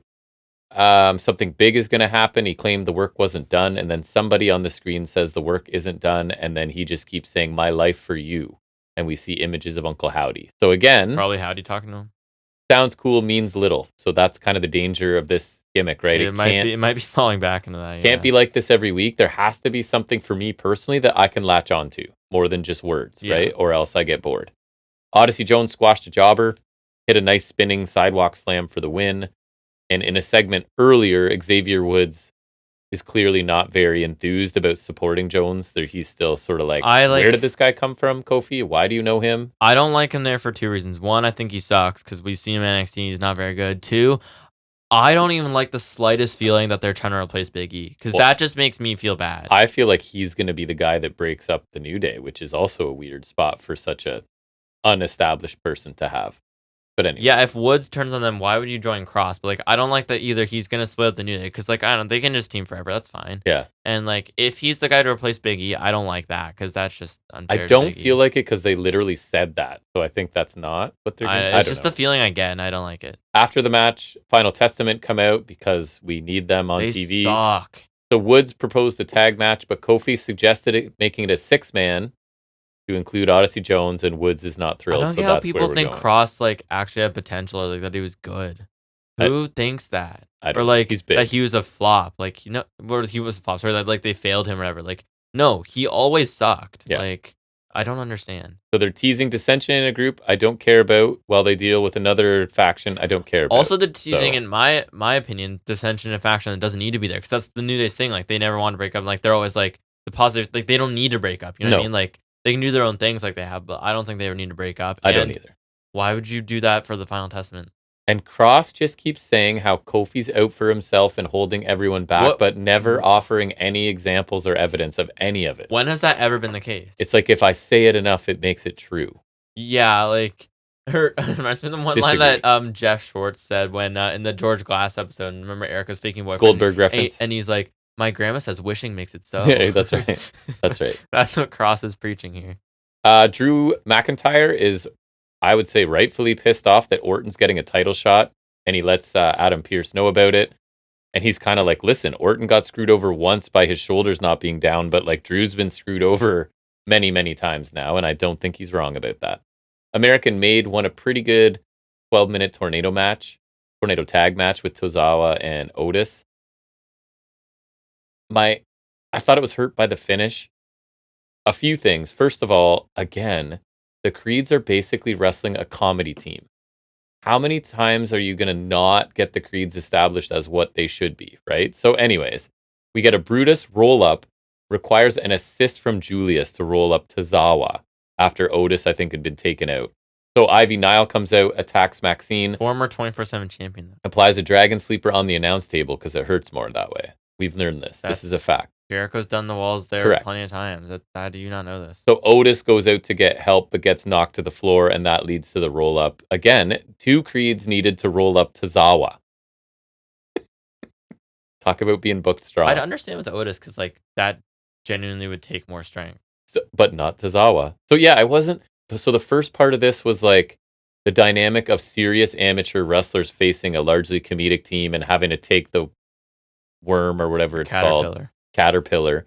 And then I thought Otis and Tozawa started to play it a bit more straight. The action picked up, but then again, the pinfall was kind of lame. The crowd was into it, so that helped for sure. Pete Dunne has a sit down with Jackie Redmond. I sent it to you, right? I liked it. It was kind of a bit of a rehash of what he said on NXT, but they like know not everyone watches. No one watches NXT, but be more focused on this storyline. Whereas, like, I feel like NXT just kind of mentioned it as like on the way to the Trick feud. It was like, basically like I went to the main roster, I got in this group, they gave me a stupid name, and then everybody in the group abandoned me and went on their own way. Well, and like I like what he's kind of right, like because he was saying wrong. They elevated Sheamus, and like like Sheamus, that's when he got his popularity back, and like he had the run against Gunther, and like the banger after banger, like. And the Brutes never really got anything out of that. Like, I couldn't tell you a single notable thing Dunn and Holland did during that. No. Other than Dunn, when Holland hurt people. Yeah. Notable. When he was still Butch, he did the Global Heritage Invitational. But that was when he did that away from the Brutes. You know what I mean? He's still Butch. But, like, and I just really like the narrative they've taken with the disdain and hate he has for the Butch game. Because that so do you. Mimics that that of my own feelings. Like you scooped it out of your head. But like it's exactly how I would want it to go, and I just do like the narrative choice to make it like this thing that he was saddled with to like kind of that he had to bear for a while. Dunn is a badass. Sense. Let him be a badass. And I feel like they've done a solid job of that so far. And he beat up Sheamus with a shillelagh later. Let him cook. And I hope he comes out of this feud better off because I'm really happy they've been putting time and effort into establishing him after New Catch Republic kind of failed. So I hope they just continue to back this and like hopefully there's some good things in the future for him because like he's amazing. They just needed to do this, and now I'm glad they're finally doing this. Like it's been refreshing to see him get decent time and like care put into and be serious and be serious. Yeah, like he's actually.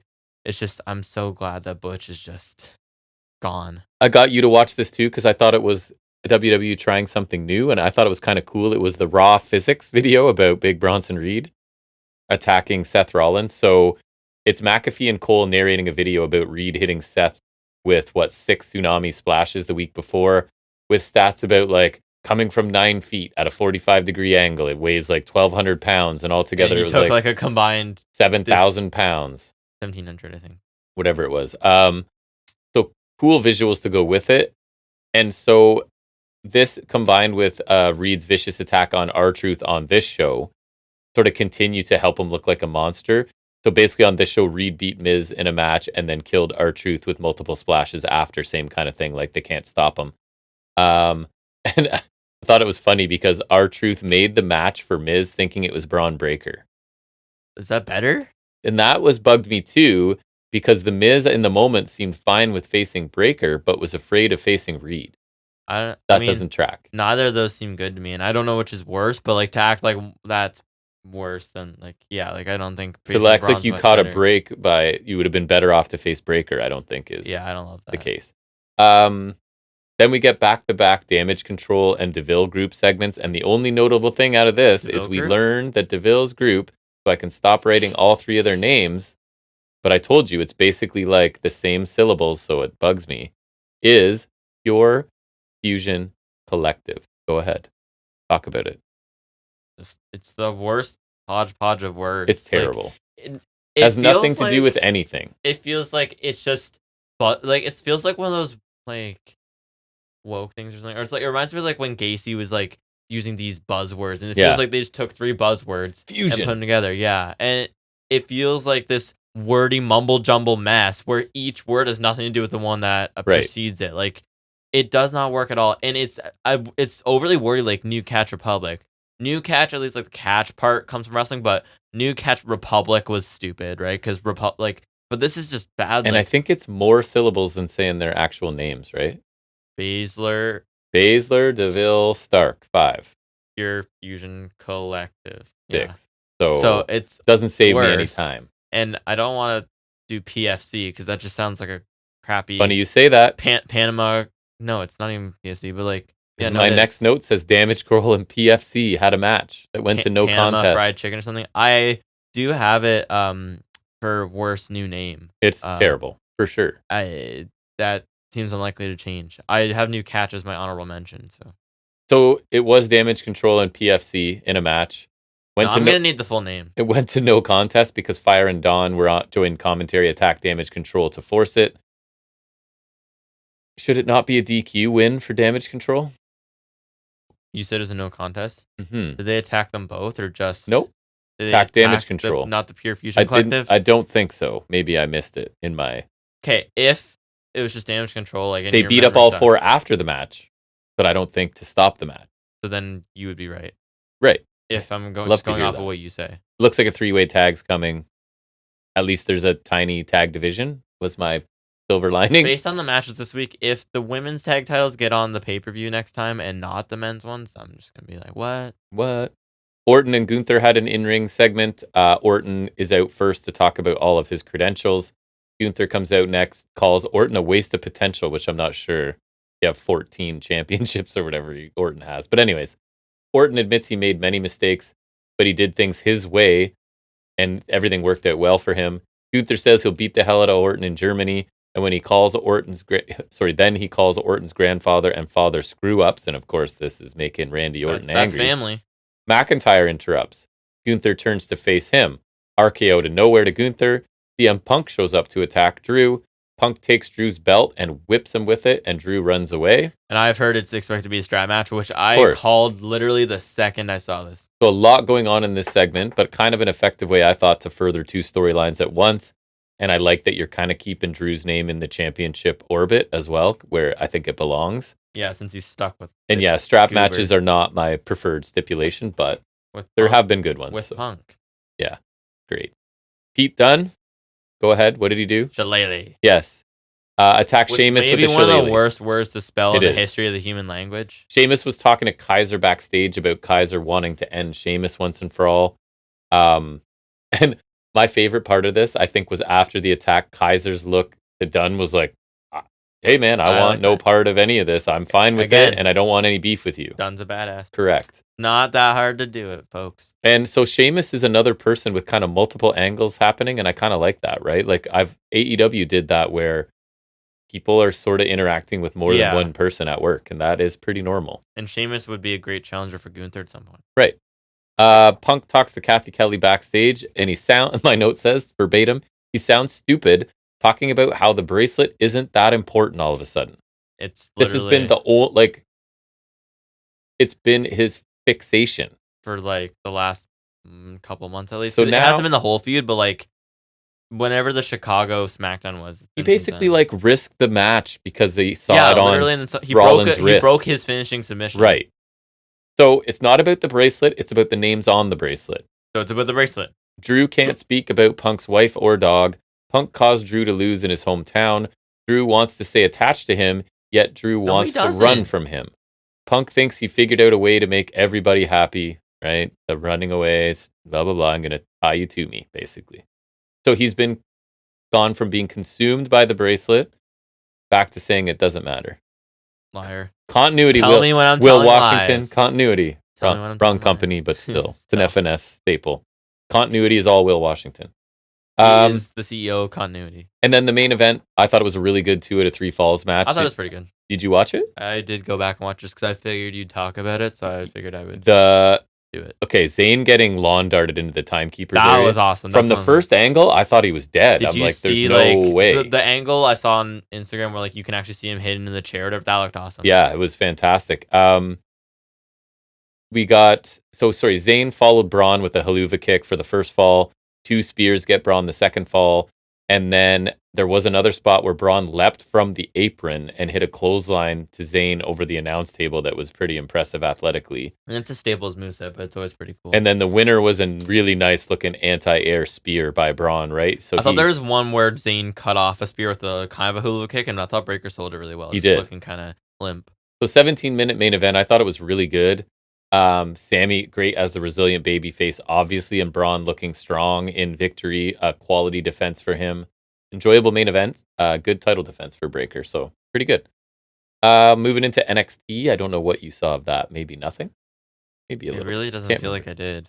Ethan Page starts out in the ring to tell us about the Ego era and how neither Pete Dunne nor Trick nor Wes Lee can beat him. Joe Hendry comes out next, tells Page that while Page won the title at Heatwave, Henry closed the show, and that people are now talking about Wes Lee, kind of saying you're not getting attention even though you're the champ. Page tells Henry to go back to TNA. That makes sense. And that 14 minutes of his 15 minutes of fame have already passed. Joe says he's not an overnight success. He's been grinding in wrestling for over a decade. He'll make a believer out of Page when Joe takes Page's title. Wes Lee appears in the ring, super kicks Joe Hendry. Page can be heard, you could sort of hear him tell Lee off camera, don't even think about my title, sort of thing. I thought Page was given a mixed bag of lines, but he delivered them well. You know what I mean? And I thought... as long as they stop booking him like a joke. Hendry sounded really good, I thought. And then Lee making a silent impression, right? Remind us, yes, he just turned heel, and maybe he's in title contention as well, which I think he should be, right? He needs to sort of get up to that point. Yeah. But because he can't challenge for the mid card, right? And we'll hear from Wesley a little bit later. So there's going to be a No Mercy Gauntlet eliminator for next week with the women, right? Anybody who has not faced Roxanne Perez is eligible. At least it is new people, right? Right, and it's based off of the cockiness of Roxanne being talking about, oh, hey, there's 3 people I haven't beat yet, and stuff like that. So the first 3 names drawn are Ren Sinclair, Rizzo's, whose first name is Adriana. Thank you. And Sol Ruca. That's your first 3. Heritage Cup match, Tony D'Angelo with Stax and Crucifino and Rizzo taking on Charlie Dempsey, who's got Bourne and Sinclair there, while the third guy's over in Japan, Tavion Heights. He has some mean belly to belly. He is interesting, I think. Forget about it. Early in round 2, Tony D goes up 1-0. Round 3, we don't really get. It ends with Dempsey landing a knee to the jaw clearly after the bell. Kind of a la Noam Dar. Remember that was Dar's gimmick? I miss Dar. His elbow was amazing. Gnarly. Oh man, Andrade flattened Mello. Oh yeah, I saw that. Dempsey with a nice jackknife pin. Looks like there's no way you're getting out of it in round 4 after Tony runs into the corner, so it's 1-1. You get Bourne getting involved. Tony sends him to the floor and does the thing where he hip tosses Stax onto him. Distracts the ref. Ren Sinclair grabs Tony's foot, allowing Dempsey to hit a bridging butterfly suplex for the second fall and the win. Dempsey's one of those guys I would believe winning with just like that. And as I expected, Ren Sinclair factors into the finish, right? Because she's the one sort of willing to cheat and to get this group to the next level. Even though they're heels, which is... Yeah, I know. Match was fine. I'm happy with the result. Again, the Heritage Cup matches have not thrilled me lately, but this one, it was okay.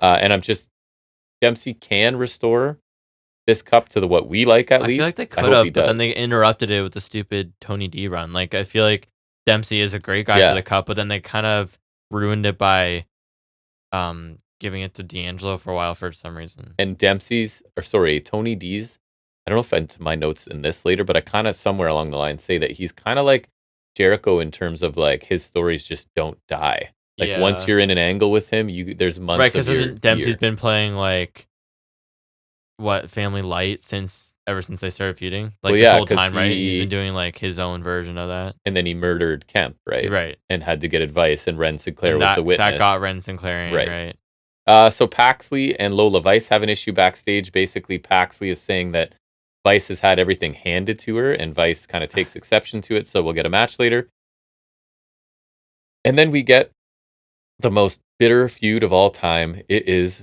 Battle of the Music. Battle of Music genre superiority. It is Lexis King representing Have they done rock the Symphony and of roll. Destruction match yet or no? No. Versus Eddie Thorpe representing electronic dance music. In what universe is rock heel? Like, that's actual music. I don't know. Thorpe selling a hand injury at the hands of King, so King's targeting that. And surprisingly a bit to me, King hits the coronation after 3 minutes. Just wins. That's a 2.0 match right there. So I have a feeling it has to continue, right? You're not, because they're doing the whole Thorpe wasn't 100%, and I don't think 3 minutes is like the end of this feud, right? So I don't know if that's the end of any feud ever. The whole thing is kind of lame. Unless maybe a Goldberg feud. So maybe you get the Symphony of Destruction match. It's either that or you're going to the Underground again. I think. Since that was kind of I can't see Lexis King in Underground. Well, he can't do anything. I wouldn't see Natalya in there either. True. Trick wants a rematch with Pete Dunne, and Pete Dunne says no because he's moving on to the NXT Championship. I thought that was fair. And Pete Dunne didn't cheat or anything. Like, he won. Some mean girling backstage with Henley having issues with NIL women, despite Jasmine Nix being one of them. It's pointed out by somebody. Not even NIL, just the rookies though, right? 'Cause not all of them are right. And this is like that rinse and repeat backstage women's division that are virtually indistinguishable. There's like a bunch of no names in the background. Somebody's mean to somebody else, and it leads to a 4-minute match. Cool. So, speaking of which, Lola Vice beat Paxley in a 3-minute match with a spinning back fist. Kalani Jordan's on commentary. Wendy Chu comes out and chokes out Lonnie, puts her to sleep. Paxley got offense early on and looked fine. Match was nothing really. The women's division, I keep saying, has a ton of talent ready to break out. I just hope they get some better stories. It's got quantity. It's just the quality is not always there. And they need to build some stories around them to help them out. Yeah. More names drawn for the gauntlet for the title shot. Oh, I don't think I saw these because I knew the 3 you already mentioned. Jada Parker. I figured she'd be in there. Kendall Gray of Bright Gray. That's a weird choice. And Carmen Petrovich, who was the cringiest thing this week. I should have sent it to you because I don't want to do it on air. But she what did she say? It's time to bring their and then she tried to do sound effects of like swords coming out of the shing shing, and it was so stupid. I almost clipped it and sent it to you. Jada Parker is up there, but I feel like with hers being a heel, she's not gonna win. I feel like it's like Ruka or something. A prop feels like it, maybe, right? Like I just don't see it being Parker just based on the heel face dynamic. Roxanne was on Smackdown this week too. I made note of that. Her, Paige, and Trick. Right. Izzy Dame is pissed about not being drawn in the lottery for this match and complains to Reese and Carmen Petrovich, and that's going to lead to a Dame Reese match later. NXT, my note says, NXT asks way too much of Wesley in his first heel promo. So they put him out there by himself for far too long. The crowd did not seem engaged for stretches of this. That's crazy because like people are into that turn. But what he was saying was fine, right? Basically, his friends left him in NXT.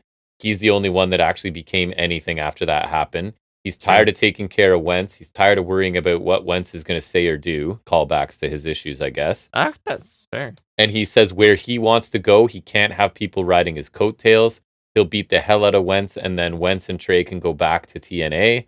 He wishes them best of luck in their future endeavors for his final line. So that's actually not bad. There was some good stuff in here, but I felt they needed to trim the fat and condense this. That kind of left this kid on an island out there as a heel for maybe the first time in a long time at least.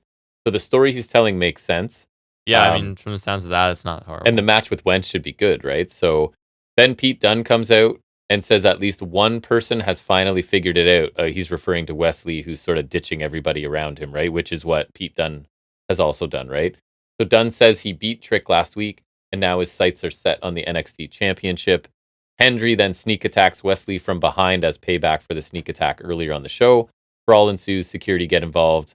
Looks like a pretty cool triple threat for number one contender, right? I saw the graphic, and why do they keep using the picture of Pete Dunne from New Catch? It's like when he returned, they're using a picture of him, but you can clearly tell he's wearing the Butch singlet. I wouldn't clearly tell anything. You can clearly tell it's the Brawling Brutes logos there. It's like, and so it's like he's got his hair in a man bun, and he's wearing the coat from New Catch. That's true. Like, why do you have him in New Catch picture? Like, Fraxium backstage, they are on the same page this week, which makes me immediately suspicious that they lose because they keep having issues in winning. So now they finally get to it. They work better when they're not working. They're all focused and no one's fighting on speed and no one's fighting for Heritage Cup. Like everybody's on board and I'm guessing they're going to lose. So Tony and this made me laugh quite a bit. Tony D and his family are walking backstage talking about losing to the Heritage Cup.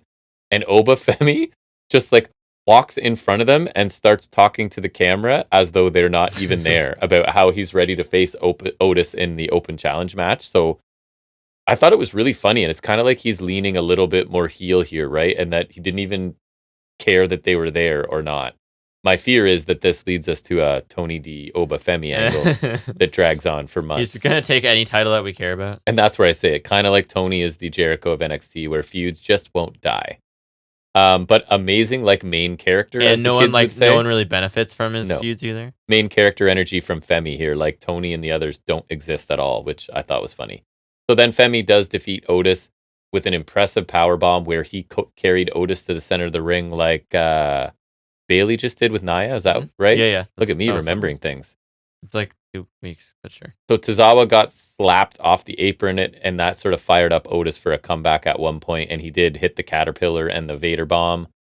I thought it was a solid 11-minute Haas fight, slow but steady pace, and kind of what you would expect, right, from these two.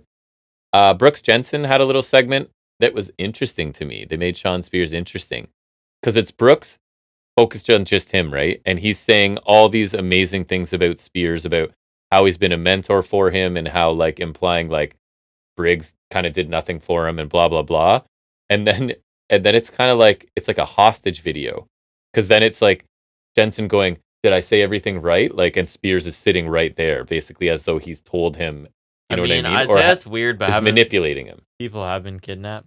Right. So that's true. And murdered. And murdered. So then you get Anafe, Blade, and Hank are watching backstage and they think Jensen's being manipulated. In case we're too stupid to pick up on it ourselves, right? They have to have random characters go, wow, he's really being manipulated and blah, blah. I remember when we came in at the same time. Anyways, just a way to he's really changed. To club us over the head with it. But I thought it's the most interesting Spears has been since returning, is this whole like guru sort of manipulator kind of guy. Izzy Dame beat Brindley Reese in 4 minutes. Boot sidewalk slam for the win. Just standard fare from that division. Another thing that made me laugh, Ashante Theodonis is backstage like just creeping women out, right? And he's talking to 2 of them. And I don't even remember what he said. But he went to say something like, honestly, you two, blah, blah, blah. But he goes, Adonisly? Which I thought was... You haven't noticed that before? No. It made me laugh. I've noticed that. Never heard it. Made me chuckle. So... the women are instead gravitating to Dion Lennox. You know who that is? He was from the breakout tournament. He wears glasses. That's his thing. That's his gimmick. So not only does he wear glasses, dude, he reads books. Yeah, he's smart. So he's wearing glasses, reading a book. He's acting if he was like a more muscly wrestler. And the women are enjoying him. So Ashante's going over like, game, respect, game, like I like what you're doing, and he's like, I'm just being myself. So we're getting that's our feud. We're getting an Ashante Lennox match next week. So the whole Adonis. I've noticed him. He's been doing that on NXT though, because I don't see him anywhere else. He doesn't do anything on main roster. That's why he's in NXT. But First time I caught it. I've noticed him say that before. It was funny. So the main event I thought was the first really good tag match I got at a WWE this week. It was Fraxium defending against Chase U, which this time is Chase and Ridge Holland instead of Duke Hudson. So one of the things I thought was funny was commentary was going on about like, oh, Ridge Holland brings this new dynamic with his power. Blah. Hudson's a luchador. What do you think, Duke? Well, Ridge Holland doesn't hit the Stratisfaction. It's just a weird like. So Hudson's a powerhouse too. Anyways, really good back and forth 11-minute match. New champion crowned. Axiom hit the Spanish Fly. Fraser goes up top for the Phoenix Splash, but he gets shoved off the top by Andre Chase into the announce table. In the ring, Holland turns Axiom inside out with a clothesline. and hits his like rampage like DDT finisher thing that looks pretty good for the win. I expected a title change, but I did not expect it to be clean. I thought this was Ridge or Thea Hale Or heel turn even. or going to do something dishonest to get the titles. I don't think they should turn someone heel yet though, because I like them as a team, obviously, the Fraxium, but also Right. because we just did the Rascals. And I think that's the thing is I think maybe we're saving that for later because it Yeah. felt to me like instead of Chase shoving Fraser off, it could have been Hale, right? Which would have sort of furthered this story I think they're going to go with, but maybe not yet. I liked the match. I actually thought Holland looked impressive as the powerhouse here. Like the two little guys just bumped around for him. Great, right? So, and again, the commentators kind of annoyed me with the, oh my God, such a power upgrade from Duke Hudson. I guess because he's like bigger. Bigger. I guess he is. So the show ends with Chase U and a bunch of their students celebrating in the ring. So that was a really good tag match, I thought. So SmackDown, I have a few things, but you do too. So what do you have? I'll run it. Yeah. So the first high spot I had was Andrade versus Mello for like the third time in a month. I don't love the constant repetition, but like I've heard they've been killing it. Good match. It was. Andrade is 2-0 heading into this, and Mello cost him a match against Esco last week for a U.S. title shot. So it was fast as the gate. A few notables I had were the sweet outside moonsault from Andrade, avalanche Spanish fly from Andrade, got a near fall. That was awesome. Mello cut off the corner Miura, attempt with a super kick, went for the suplex cutter. Then Andrade cut him off, and he did the Three Amigos instead, but Mello countered the third one into that suplex cutter for 2, so that was nice. Andrade clocked him with the boot fake elbow for 2. Looked awesome. We got this awesome chance after that. Mello did get the win, countering the message this time, and he sat down on a pin. Bit of a post-match brawl too. Super fun TV sprint, I thought, between two super talented dudes, and the crowd got really into it, which helped. Especially with some of the speedy sequences they pulled off. I saw some people calling for 2-3 falls blow off, and I'll glad they watched that. We did just kind of get that stipulation, but that's fine. I don't really care. It's not something that always gets dusted off, and Mello hasn't been booked the best. He's kind of had a losing streak before this, right. So I really Mello do more with him except almost all the time he misses. I think he should be next in line after Knight. Like give Knight a bit of a run. Maybe have Mello take the title at the Rumble or something. And I hope Andrade does more than speed. So in a segment earlier in the show, I think it was Mello was backstage with Bianca. I did see that, but Jade and Naomi. So let me ask you, what do Bianca, Jade, and Naomi have in common that they're with together Mello as a group? What do they all have in common? What could it be? So then my next one begs the question. Did you hear that Tiffany Stratton had a sort of racially charged tweet that people didn't like? Did they put her with Nia Jax so they can do the... She has black friends. Is Nia Jax really black, though? Is there just she's a woman of color, at least. Samoan, though. Yeah, I don't know. I guess. Anyways, I just thought that was interesting. What else did you have? They did team the black women at Mania, remember? That was Cargill's big coming out That's party. Right. Anyways, Resthold was backstage sitting with Solo and Tama. Just... That wasn't horribly bad. It's just I thought it was funny because Solo went on and on about how if Roman takes the Ula Fala back, like the necklace, you will he'll be the trouble chief. You'll acknowledge him, and I will and too. Roman literally takes it back later in the show. Well, they don't have enough time. If Jacob Fatu wasn't there, they would have had to. But I just find it funny, like, because yes, they did get it back thanks to Fatu, but I just found it hilarious that he's like, if he takes it back, he will be the tribal chief. You all have to acknowledge him. I'll have to acknowledge him. He takes it back, like not even hours later. Like, I just thought that was funny. High spot, Giovanni Vinci. So finally resurfaces. He's doing the model thing again. He's back to the NXT gimmick, speaking a lot of Italian. There's some in-ring highlights, and he was saying he's here to conquer SmackDown. I don't know about the character, but he's awesome in ring. It's something. I think it's what he needs to at least start moving as a solo guy, because like it is a discernible character that's different from Imperium. They love the model. This is how they had him stand out in NXT when he didn't get called up, right? And he's great in ring. So now he's got like the mustache and kind of like a soul patch here. So we'll see how he goes. I'm hoping, man. I'm glad they're at least trying to do this, and then it's something for him. Like it's better than them just doing nothing. If this flops, fine, because he's a little outside the ring, but in the ring, he can do it all. He is crazy strong, like freakishly strong, and he can fly too. Like he's terrific in the ring. So I'm hopeful. And then worth noting, Perez was front row for Davenport versus Naomi. I thought it was maybe she's coming up soon, but then Paige was also front row for Owens versus Waller. And then, worth noting now, Trick was front row, I think, for the tag match. And I think it's just them promoting for the CW because NXT switching. Yeah, I think. And they're on the road for the first two. Cause I think they're packing that. One of them has Orton on it and one of them has Punk on it. Because one's in Chicago. And if you're doing a wrestling show without Punk in Chicago, then no one's going to be there, obviously. Thought it kind of a high spot was the fancy dinner with Legado. Oh yeah, I saw that too. Escobar talked about them being complacent, being ignored and overlooked week after week. They can't forget who they are, and he says Legado del Fantasma is not just a name; it's a legacy that they won't have diminished, and he'll take Knight's title next week. They've forgotten the taste of fear, and or I think other people he means, and they need to be reminded. He tells Garza and Carrillo, because I'm not calling him Berto, that's just stupid, to focus up and take that piece of trash back to the trailer park he came from. He's been mocking nice things, so his catchphrase is Escobar C, which I think is actually kind of funny.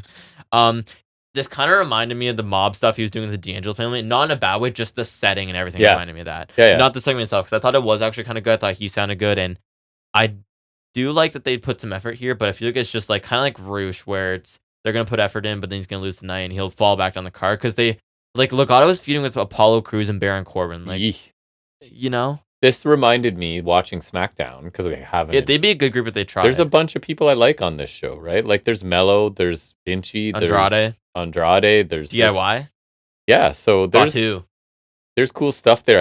I think in my mind stories aren't up there as much. And in my mind, it's like it's gonna be like 40% Bloodline, and I'm just not interested. It wasn't horrible on the show. I feel like no, it wasn't. Then a high spot, and I don't know if you saw this, but so it was Niven and Chelsea Green talking to Meechin backstage. I didn't see this. Meechin interrupted the opening segment. I did see Meechin. So yeah. And I skipped most of this, but then in my 30-second skips, I happened to catch a bit from Chelsea Green that made me laugh a lot. Actually, nice. So she's talking to Meechin about it, and she's like, "Mimi, can I call you Mimi?" And she's like, "No," and then she's like, "Mimi," and like just the timing and delivery on it was really funny. Yeah. Like just she can be funny. It was really just her delivery on that was really funny. She's just like going on about like Meechin's no, she just immediately called it anyways. So I thought that was really funny from her, and so it was a nice little bit. Like I didn't watch the whole thing, but that made me laugh for sure. And then the main high spot was Street Profits versus DIY for a tag title shot. Yeah, you recommended it. I watched it while you were at work. Fantastic match. It was great. I know they brought it back a little while ago, but since they turned face, I'm glad Profits went back to their Bring the Swag CFOS theme. You know, like the... You say so. It's perfect for them. I love it. It's pretty hype. DIY's current theme on their hand, well, I will get to it in the worst of. Trick Willie was there. They were plugging the CW NXT thing, so I think that's it. But notables, Dawkins ran around the ring with the shoulder tackle, did it better than Strowman does. I thought you'd like that. Gargano's on fire all over the place after a commercial break. Fleury took out both guys. Slingshot Spear got a 2 count on forward. Ciampa went for that infinite corner clothesline thing, but Dawkins popped him up and to get a German suplex from forward. Kind of like I think Golden Lovers always did that. Gargano and Ford hit stereo punches on opposite sides, and then they had like a really killer back and forth sequence ending in a Gargano super kick for 2, which I thought was really nice. That got the crowd really into things. Ford hit a zigzag to Ciampa, and Corey called it. He did. Shatter Machine to Ford, but Dawkins broke the pin at 2. Profits hit the Revelation, which was that was the spinebuster neckbreaker thing. Yeah, I did have to Google the name for that because I knew it was something like that, but I couldn't remember the specific name for it. Gargano broke that pin at 2. Crowd was hyped, and we got more. This is awesome. Crowd was electric for this was great though. It was really good. Super kick fairy tale ending, which was a really cool combo. For near fall on Dawkins. I thought this was really cool when Dawkins caught Gargano's slingshot spear into that twisting neckbreaker. Yep. That like got a reaction from me because I thought that looked really cool. And then Profits win with essentially the street sweeper. There was also a pounce into a German that's what I was saying. Really good. That's what I was mentioned before. Yeah. I thought it was a great TV tag, especially by WWE standards. It really felt like these guys came to show out, and they did. It was like that DIY British Strong Style match I really liked earlier this year, but with more time. Like if that... This got 18 minutes, I was just looking. Which there was 2 or 3 commercial breaks. Yeah, and like it felt like there was some good near falls. Like if that match of DIY and British Strong Style, because no offense, I like them more than the Street Profits, obviously. Yeah. If that got this amount of time, that would have been amazing. But this had more time to work with, and they made use of it. The tag work was stellar. The near falls were done greatly with all the big moves coming in, and a lot of pin breakups. Not in a bad way though. Just like, and it felt kind of big fight just for like. It was exciting. A match that was random. Some spots had me audibly reacting, and some great exchanges, namely between Gargano and Ford.